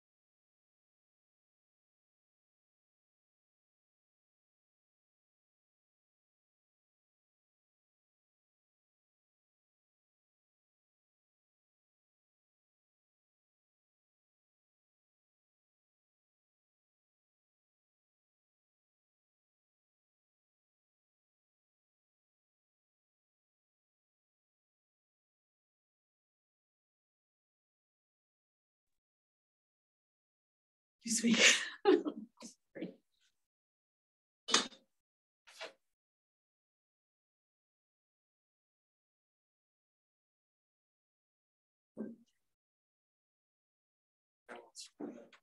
Yeah. Oh, did you promote it, right? Yeah. Still doesn't go. You can't We can hear you in the solar conference room. Well, that's Thank great. you, thank you. Where are you, Rob? Which part of We it? can't see you. Oh, now we can see you. Which part of Italy are you in, Rob? There we go. I'm We're in in business. Montepulciano. It's in Tuscany. Nice. There's a language school here that I'm going to next week. How long's the program? You can take it as, you know, by week. So 1, 2, 3, 4, 5. I've been taking Italian, but this will be very immersive. But I'm only doing it for 1 week this time, and then my wife is coming with another couple, and we're going to Siena for a week, and then my parents are coming the 3rd week. So my brother and I are taking them to Lake Como for the 3rd week. Sounds fun. Yes, sounds awesome. Okay. We are waiting for Girish to join us. We are set. Good to know. Join us in just a moment. Okay. Should we continue the presentation in the interest of time? Yes. Amrit, please. Whenever you're ready. No hurry. We're back. Yeah, they can hear us, so let's move forward. Okay, so we were on slide 7, and I think Brian had a question regarding load forecast and impact of electric vehicles. So I was about to explain that we have a resource in Monica's team fully focused on developing detailed load forecasts. So this is a preliminary forecast. You know, a lot of these drivers don't have as much of an impact year over year as they do over long term.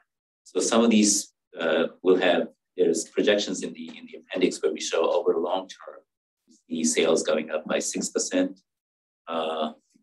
But there's a lot more work that we're going to do load forecasting, and we're going to come back for discussions on load forecasting. But this is just next year's budget. Next year, we're predicting we are going to have an upward adjustment from this year of about 1.5%. But all those other factors of kilowatt hours. Yes. Okay, that was my only question. Is the volume of kilowatt hours on the left-hand side equal to the right-hand side? Yeah, it's slightly higher. So that's one thing that's actually increasing cost. You know, and then energy prices coming down is decreasing cost. PPA is coming online, is decreasing cost. RARPS increasing. So when you take all those pluses and minuses, as this chart demonstrates, you come pretty close to where we were last year. Okay. All right, then we'll go to the next slide, slide 8. So here we're showing a breakdown on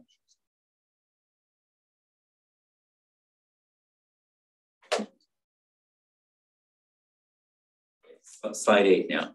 So here we're showing other sources of operating expense changes. So as I said, you know, we've got personnel changes. We're asking in this budget at this time of 12%. We do bake into a 5% vacancy rate. You know, we're never 100% fully staffed. And the COLA and merit adjustments based on where the numbers are right now. I'm sorry, you said 12%, but I think you mean 12 positions. I'm sorry. Yes. Right? 12, okay. I just want to make sure. Positions, yes. Sorry about that. So those are the bulk of the other operating expenses. And then we have the transfers, as I talked about before, the 2% that we of revenues, on average 2% that we transfer to programs. So this programs budget will increase by about 11 million or 11.5 million. So from the 2.2 coming from the nuclear allocation savings. And then we're setting aside 20 million for the building reserve fund. So this will be on the funds. Of course, on an accounting basis, you don't recognize expenses until they're spent. So even though we set these aside, should there be emergency, the board always has opportunity in any unspent dollars to pull back. Those will still add to our financial liquidity. A little bit more detail on slide 9 now on our proposed 10 additional headcounts. As you can see, about 8 of them are related to programs, 5 additional in Justin's team to further make further movements in our programs and policy area. And then the 3 marketing specialists in Adam's group basically focused on marketing efforts to promote those programs. And then we have 3 positions in Monica's team. We have 1 regulatory analyst, data engineer, and a senior management analyst. And then we're adding 1 analyst on the finance team. And this is the current projection. And I just want to remind the board, the committee, that this is all within the CEO personnel authority. And within that authority that the board provided the CEO, some of these jobs, titles, and salary ranges can be changed to adapt to changing needs and business requirements. So that's within the CEO's authority. Obviously, positions can be swapped, but additions will not exceed 10% of the authorized number that's shown in the budget. And any changes, the CEO communicates in the report to the board. And we'll go to the programs, starting with slide 10. So Justin has put a lot of information here in these slides. So this is showing that our program's capacity is increasing. And you know, to date, we have about 85 million that allocated over the last 5 years, thereabouts. A good chunk of this is coming in about 50 million or so in the last year and a half in the form of additional funding that the board has provided. As we've had good financial projections, we've added more funding towards our programs. And that's translated into a lot of programs that we have developed, deployed, and will soon be deploying. Of the 85, we've spent 10 million. 45 is available now in the programs that we have. 20 million will be coming soon, and the 12 million is still in the planning phases. And that 12 million and the programs we have fully occupy the staff through the end of the year. So that also helps at the timing. We don't need to make any additional funding decision now. Not going to have any marginal impact on the program's efforts on the way. We're not slowing anything down now, but delaying that decision until December timeframe when there's more certainty on financial projection. That's sort of the main purpose of this slide. In the next slide, just want to point out, these are not numbers that we want you to so much focus on, but the main purpose of this slide is there's a need, meet our targets, there's a need for continued additional funding for our programs. We're currently at 29% below. We're targeting to be 40% below the emissions by 40% below 2015 levels by 2025. Currently at 29% or so. Sorry, Amrit. Go ahead. A board member, Beltran, has to leave at noon. So I think given that we do want some direction on this item, maybe we can just, in general, the next slides on programs talk about capacity, how much we could spend, etc. But the key point for today's Amrit is covered in the previous slide. So I'll just mention that to the chair, see what you want to do for the remaining 15 minutes. We have one more item because we'll lose quorum with and so we won't be able to continue the meeting or give action. Can we do discussion after that? No.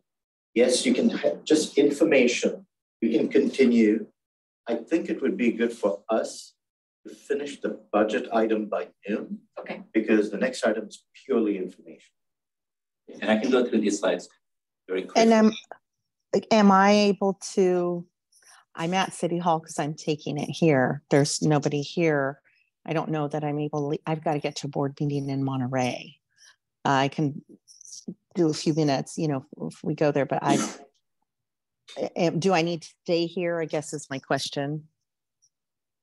Once she leaves the service area, we lose quorum. And not only that, because we posted this location. Yes, So okay. I think we're good. I'm not even sure we have to go through the remaining slides, Amrit, on programs, because this, you may want to bring it back for the questions of the big items that you eat up. I'd say that initial slide of teeing up, plus the $20 million set aside for the building, are the key points to get feedback on. I still like that. Can we manage? I'm going to ask, is everyone comfortable that we manage within the next 10 minutes? Or are there any big questions? I can go over like 5 minutes. Okay, let's move forward. Amrit, should we just take questions? Yeah, we can take questions. The main slide is we're going to need more program funding. We don't need to make that decision now. We're can wait and have no impact on it. The next slide, there's some packages that Justin has put together that shows how, if additional funding is available, how he can meaningfully deploy those funds. We can have a lot more discussion on these in a separate item on programs. But again, the decision from budget spending point is wait till December, but there is a need, keep that in mind. As funds become available, right to these programs. That's the main purpose of those slides. The rest we can open. For the last slide. The last slide is just a summary slides. So the key items is the discount. Right now, we target 1% the bill credit, use the bill credit for budgeting purposes at 1% additional discount for budget purposes, and the board can decide on the actual budget and actual discount in December timeframe. Are we good with 20 million transfer to the building fund? Are we good with the recommendations we made for staffing and the adjustment for merit and COLA?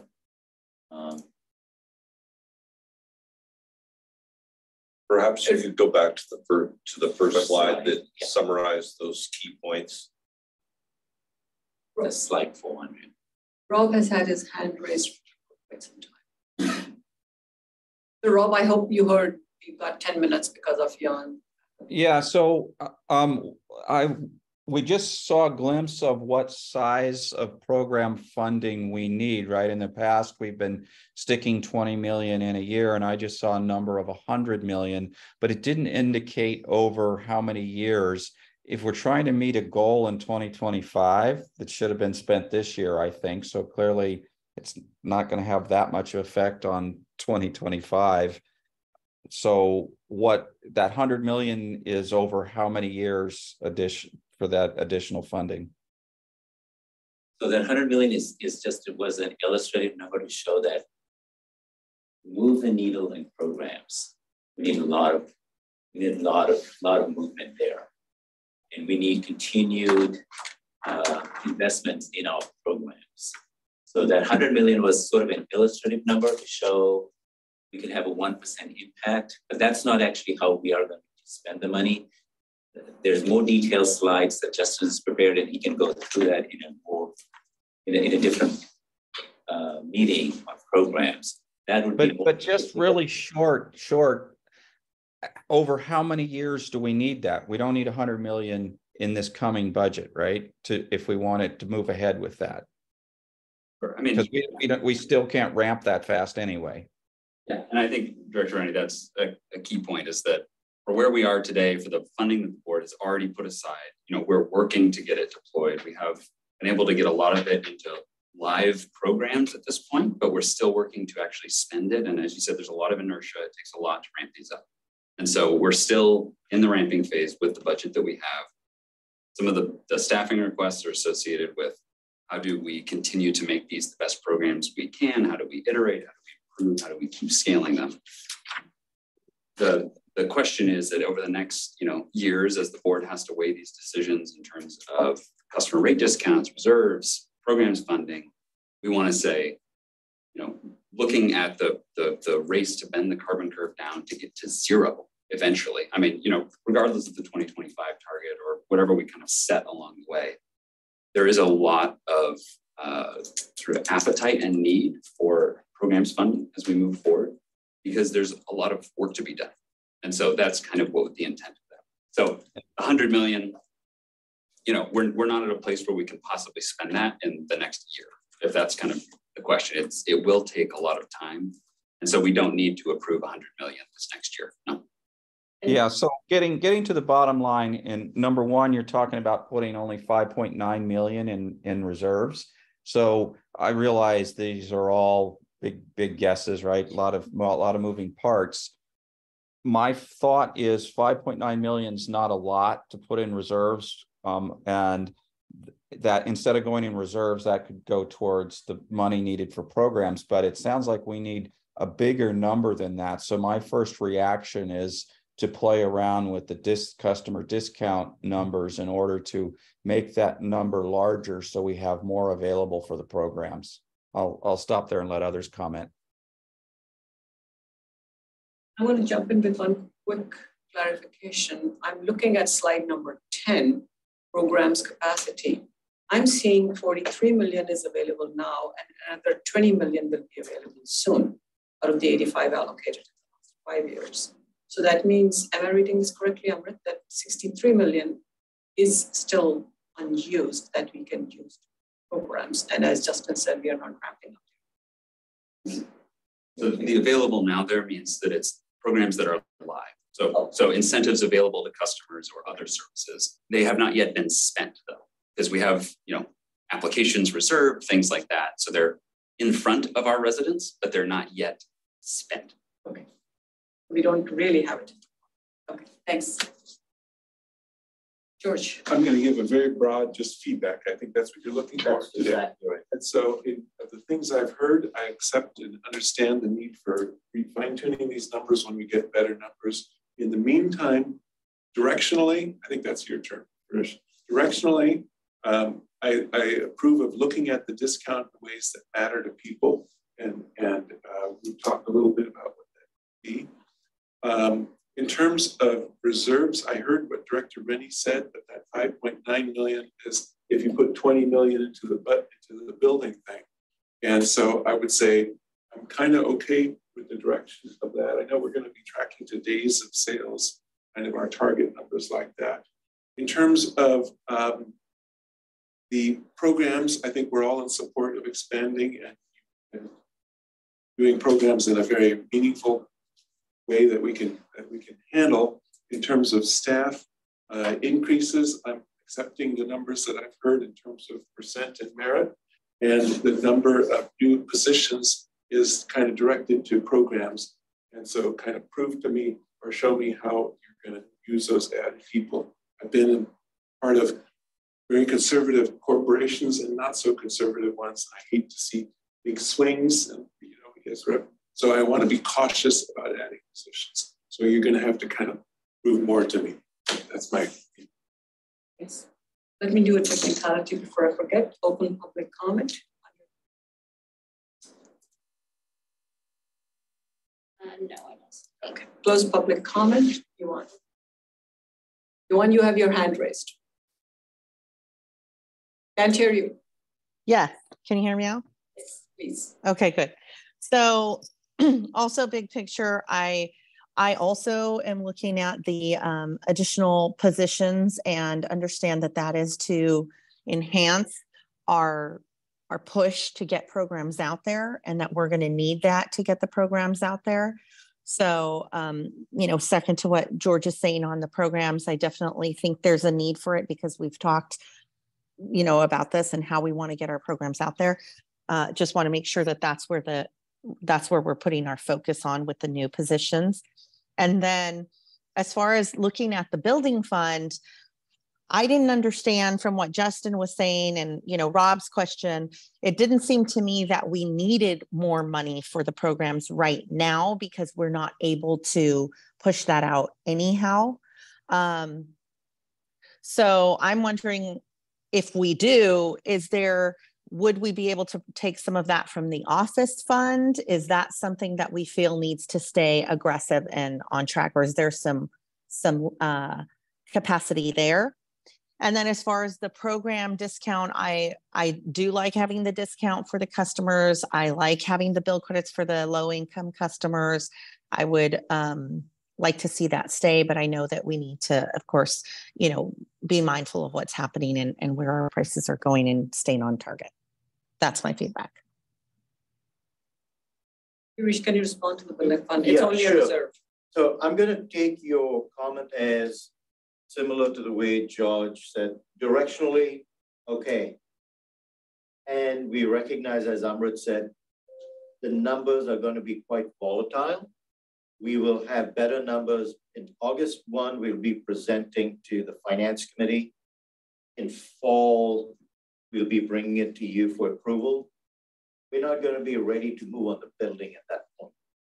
If the numbers turn out to be worse than what we are talking about, I would expect the building fund would be the first one that will fall victim to this. So this is all about planning. We will be nimble and change depending on what we see. Sounds good. I'd be happy to move to approve that, but I know my colleagues have comments, so. Rob, your hand is raised. Yeah, if I could just go follow back around. So again, I'm still concerned about giving too much away in customer discount.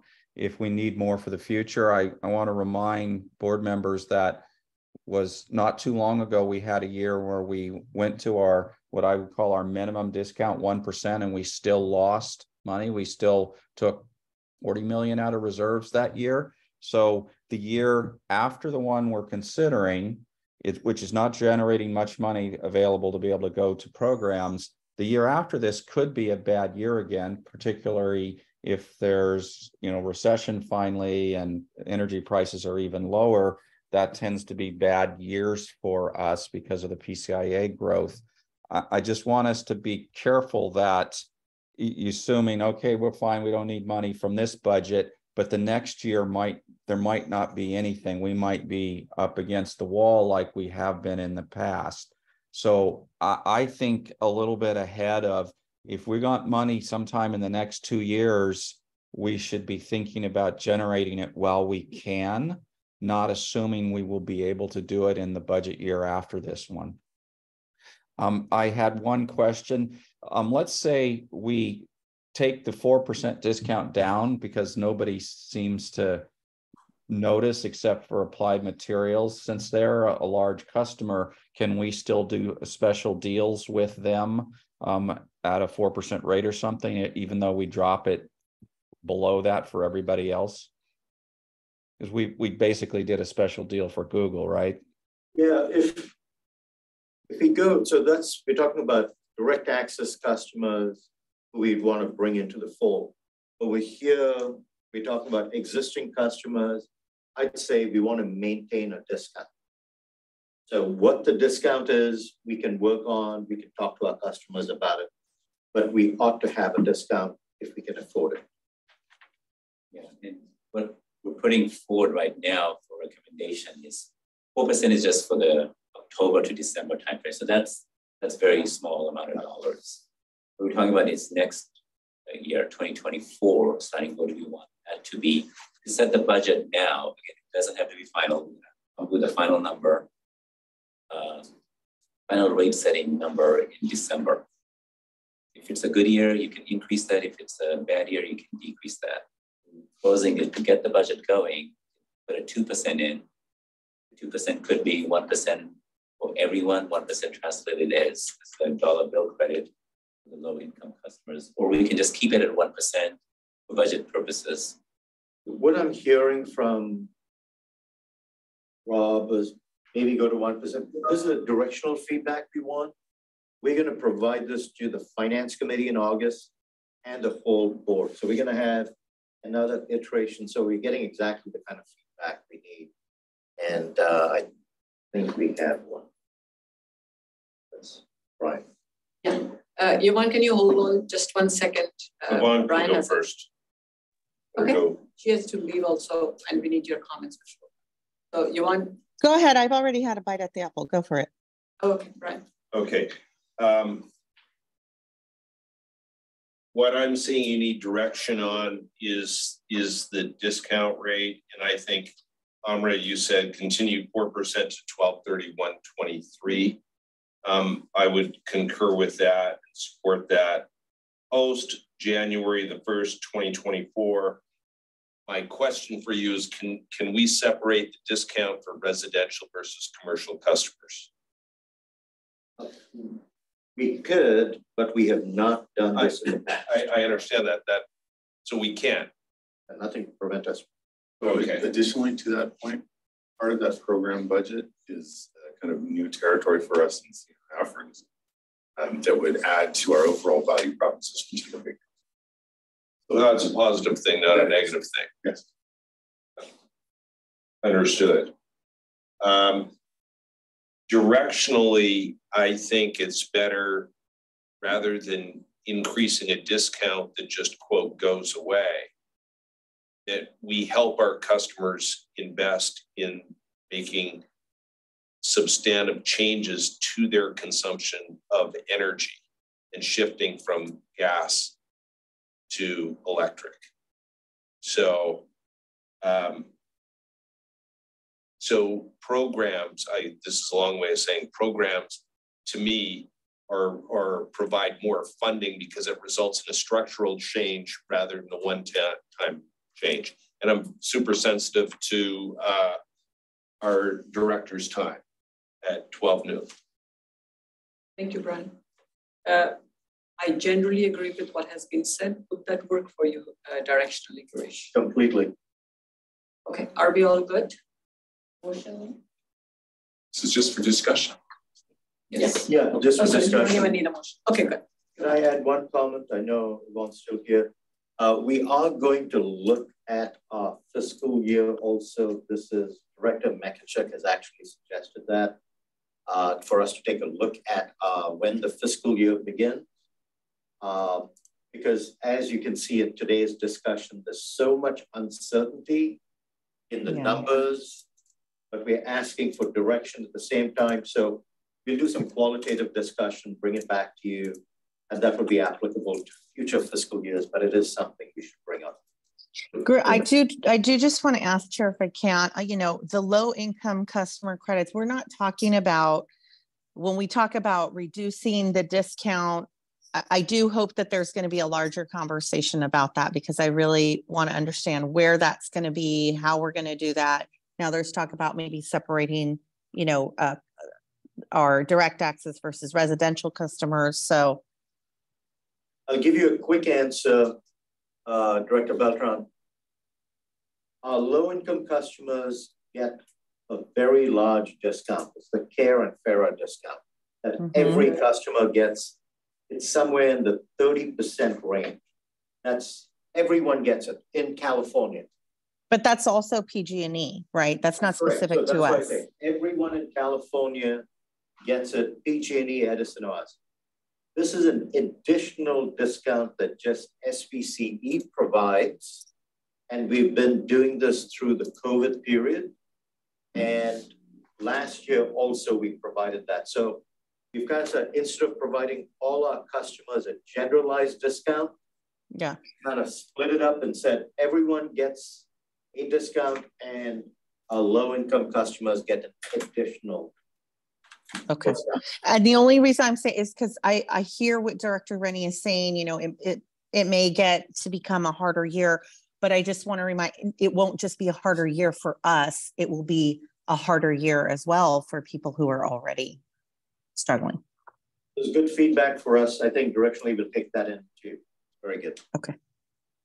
Thank you. Thanks. Okay. Thank you, Yvonne. Thank you for staying with us a few minutes beyond, you know. Okay, with that, we'll move on to the last item for this day's agenda. Am I okay to, I know quorums, are we going to be okay? This is just informational, you said? It's information. Yes, it's an informational item. Okay. Yes, please carry on. Is it okay if I just, I'm going to just take it on audio so that I can listen. Absolutely. Is that fine as I'm driving? Okay, thank you. Have Wonderful. a great weekend. Thank you for adjusting your time. Okay, last item, program snapshot regarding the medical baseline battery pilot. An informational item only, presentation by Raul Hernandez, Senior Marketing Specialist, and Pam is here. Oh.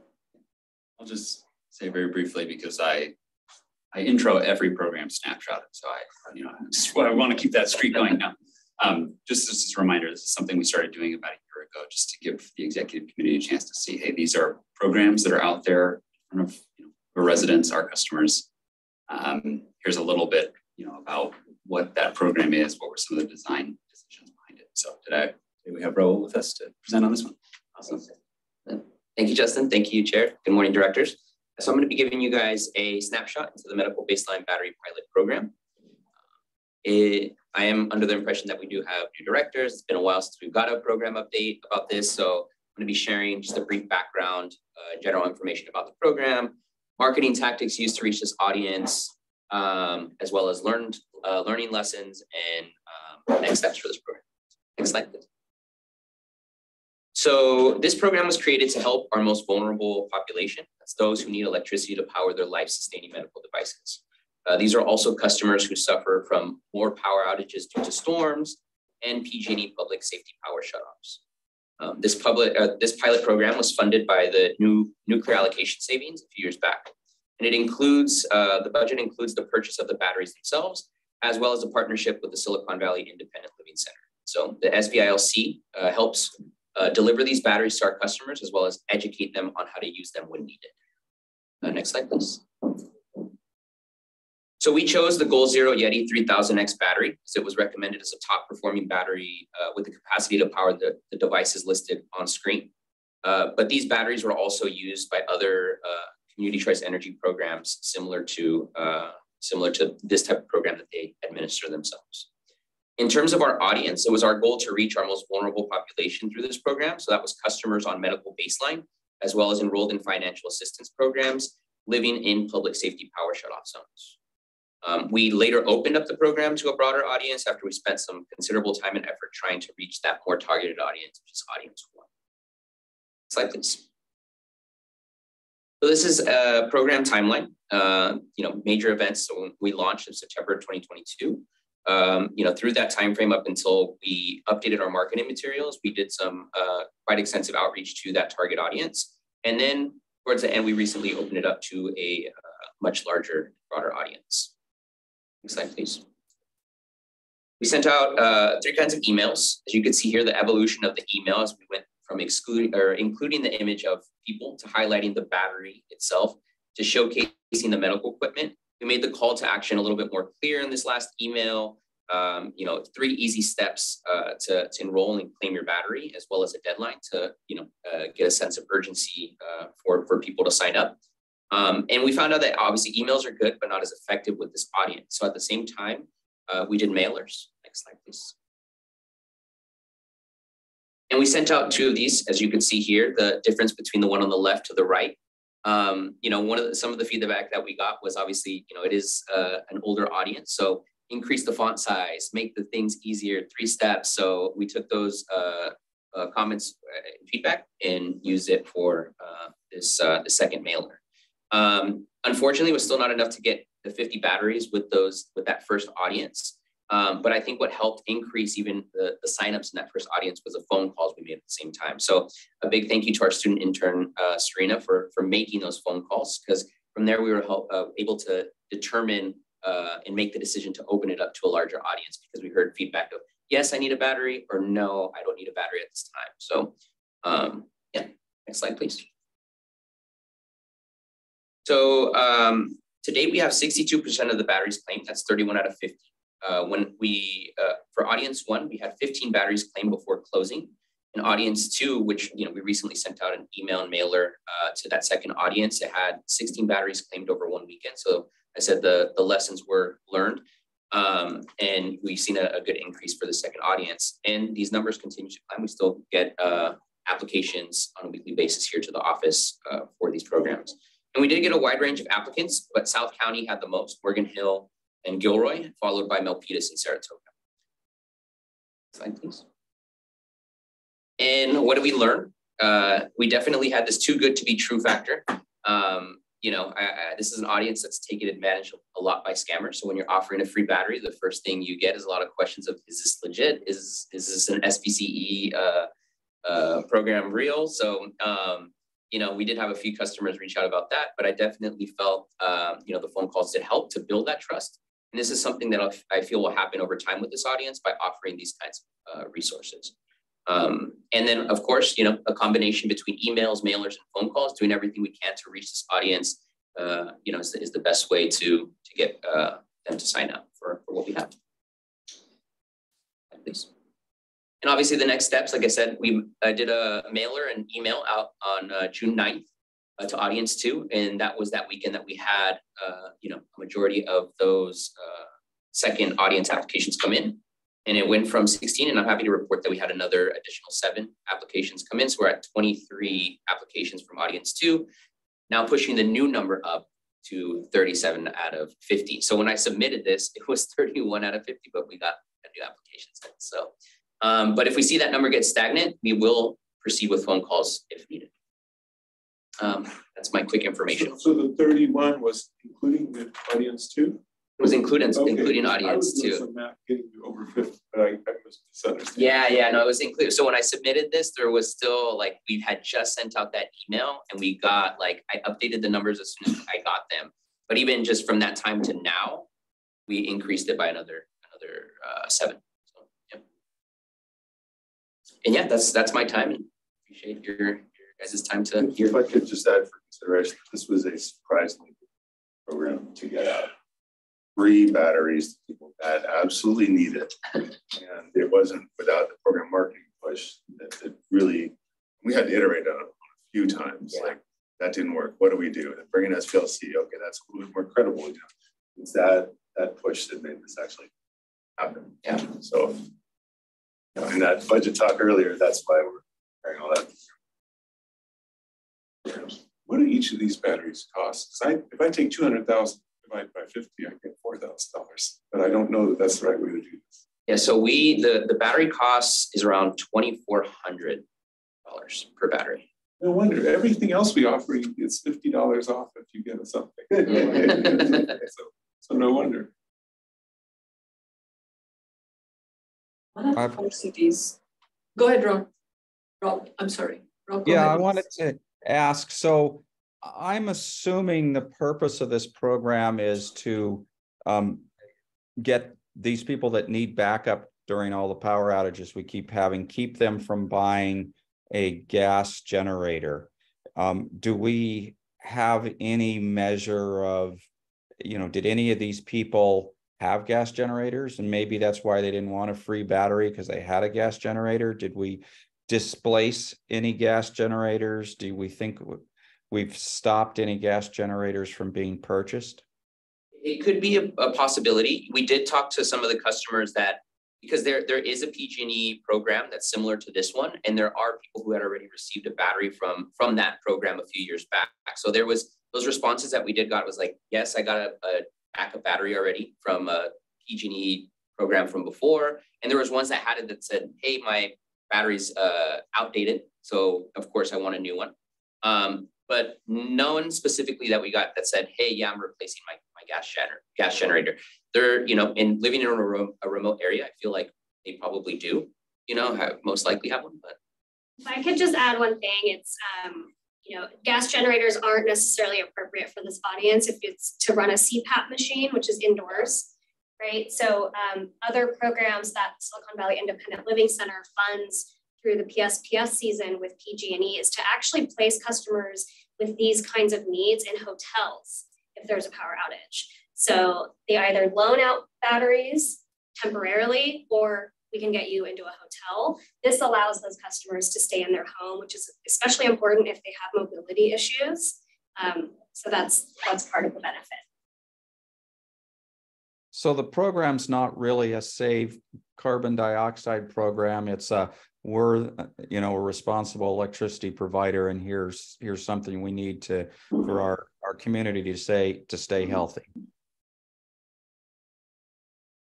Yes. It's one other thing. We're taking that icky nuclear power and we're turning it into something that people need. That's the precise thing. The decarbonization budget, you've allocated a different budget for that. This is almost incremental. I was going to ask, one of the 4 cities mentioned is Saratoga, and I believe we have the highest percentage of seniors in Santa Clara County. Last I heard, we are 1/3 of our 32,000 below the age of 55. If you need help, what I heard from you is you had to put a lot of time and effort to reach out to these folks.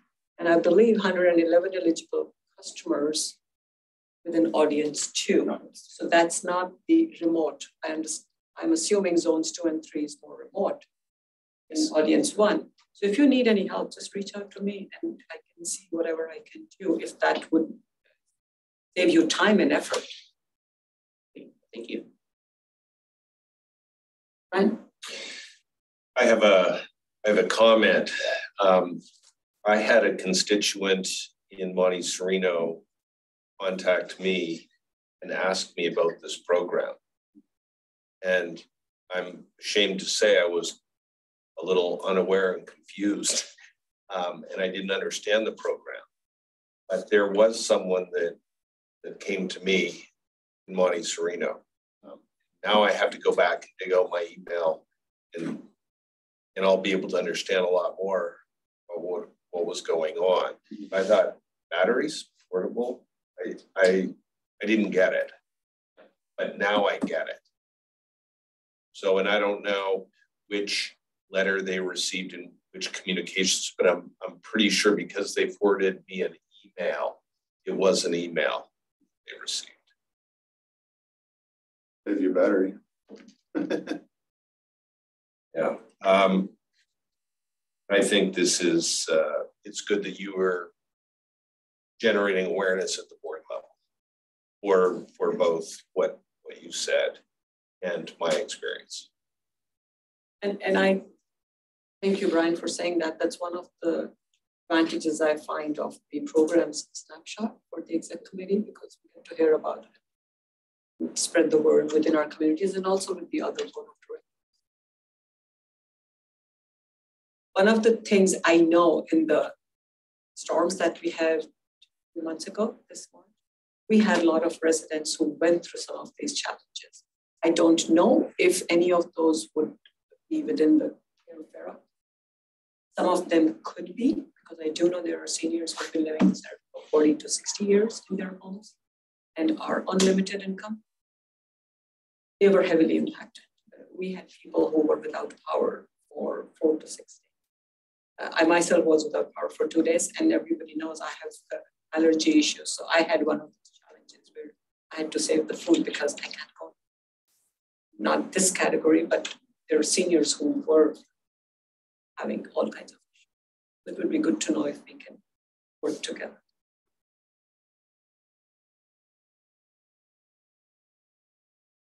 Are we done? Looks like that. Okay.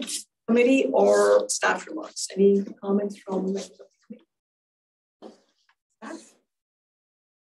Okay, the meeting is adjourned at 12:20 p.m. Thank you all for your patience as we had. It all worked out beautifully. Thank you.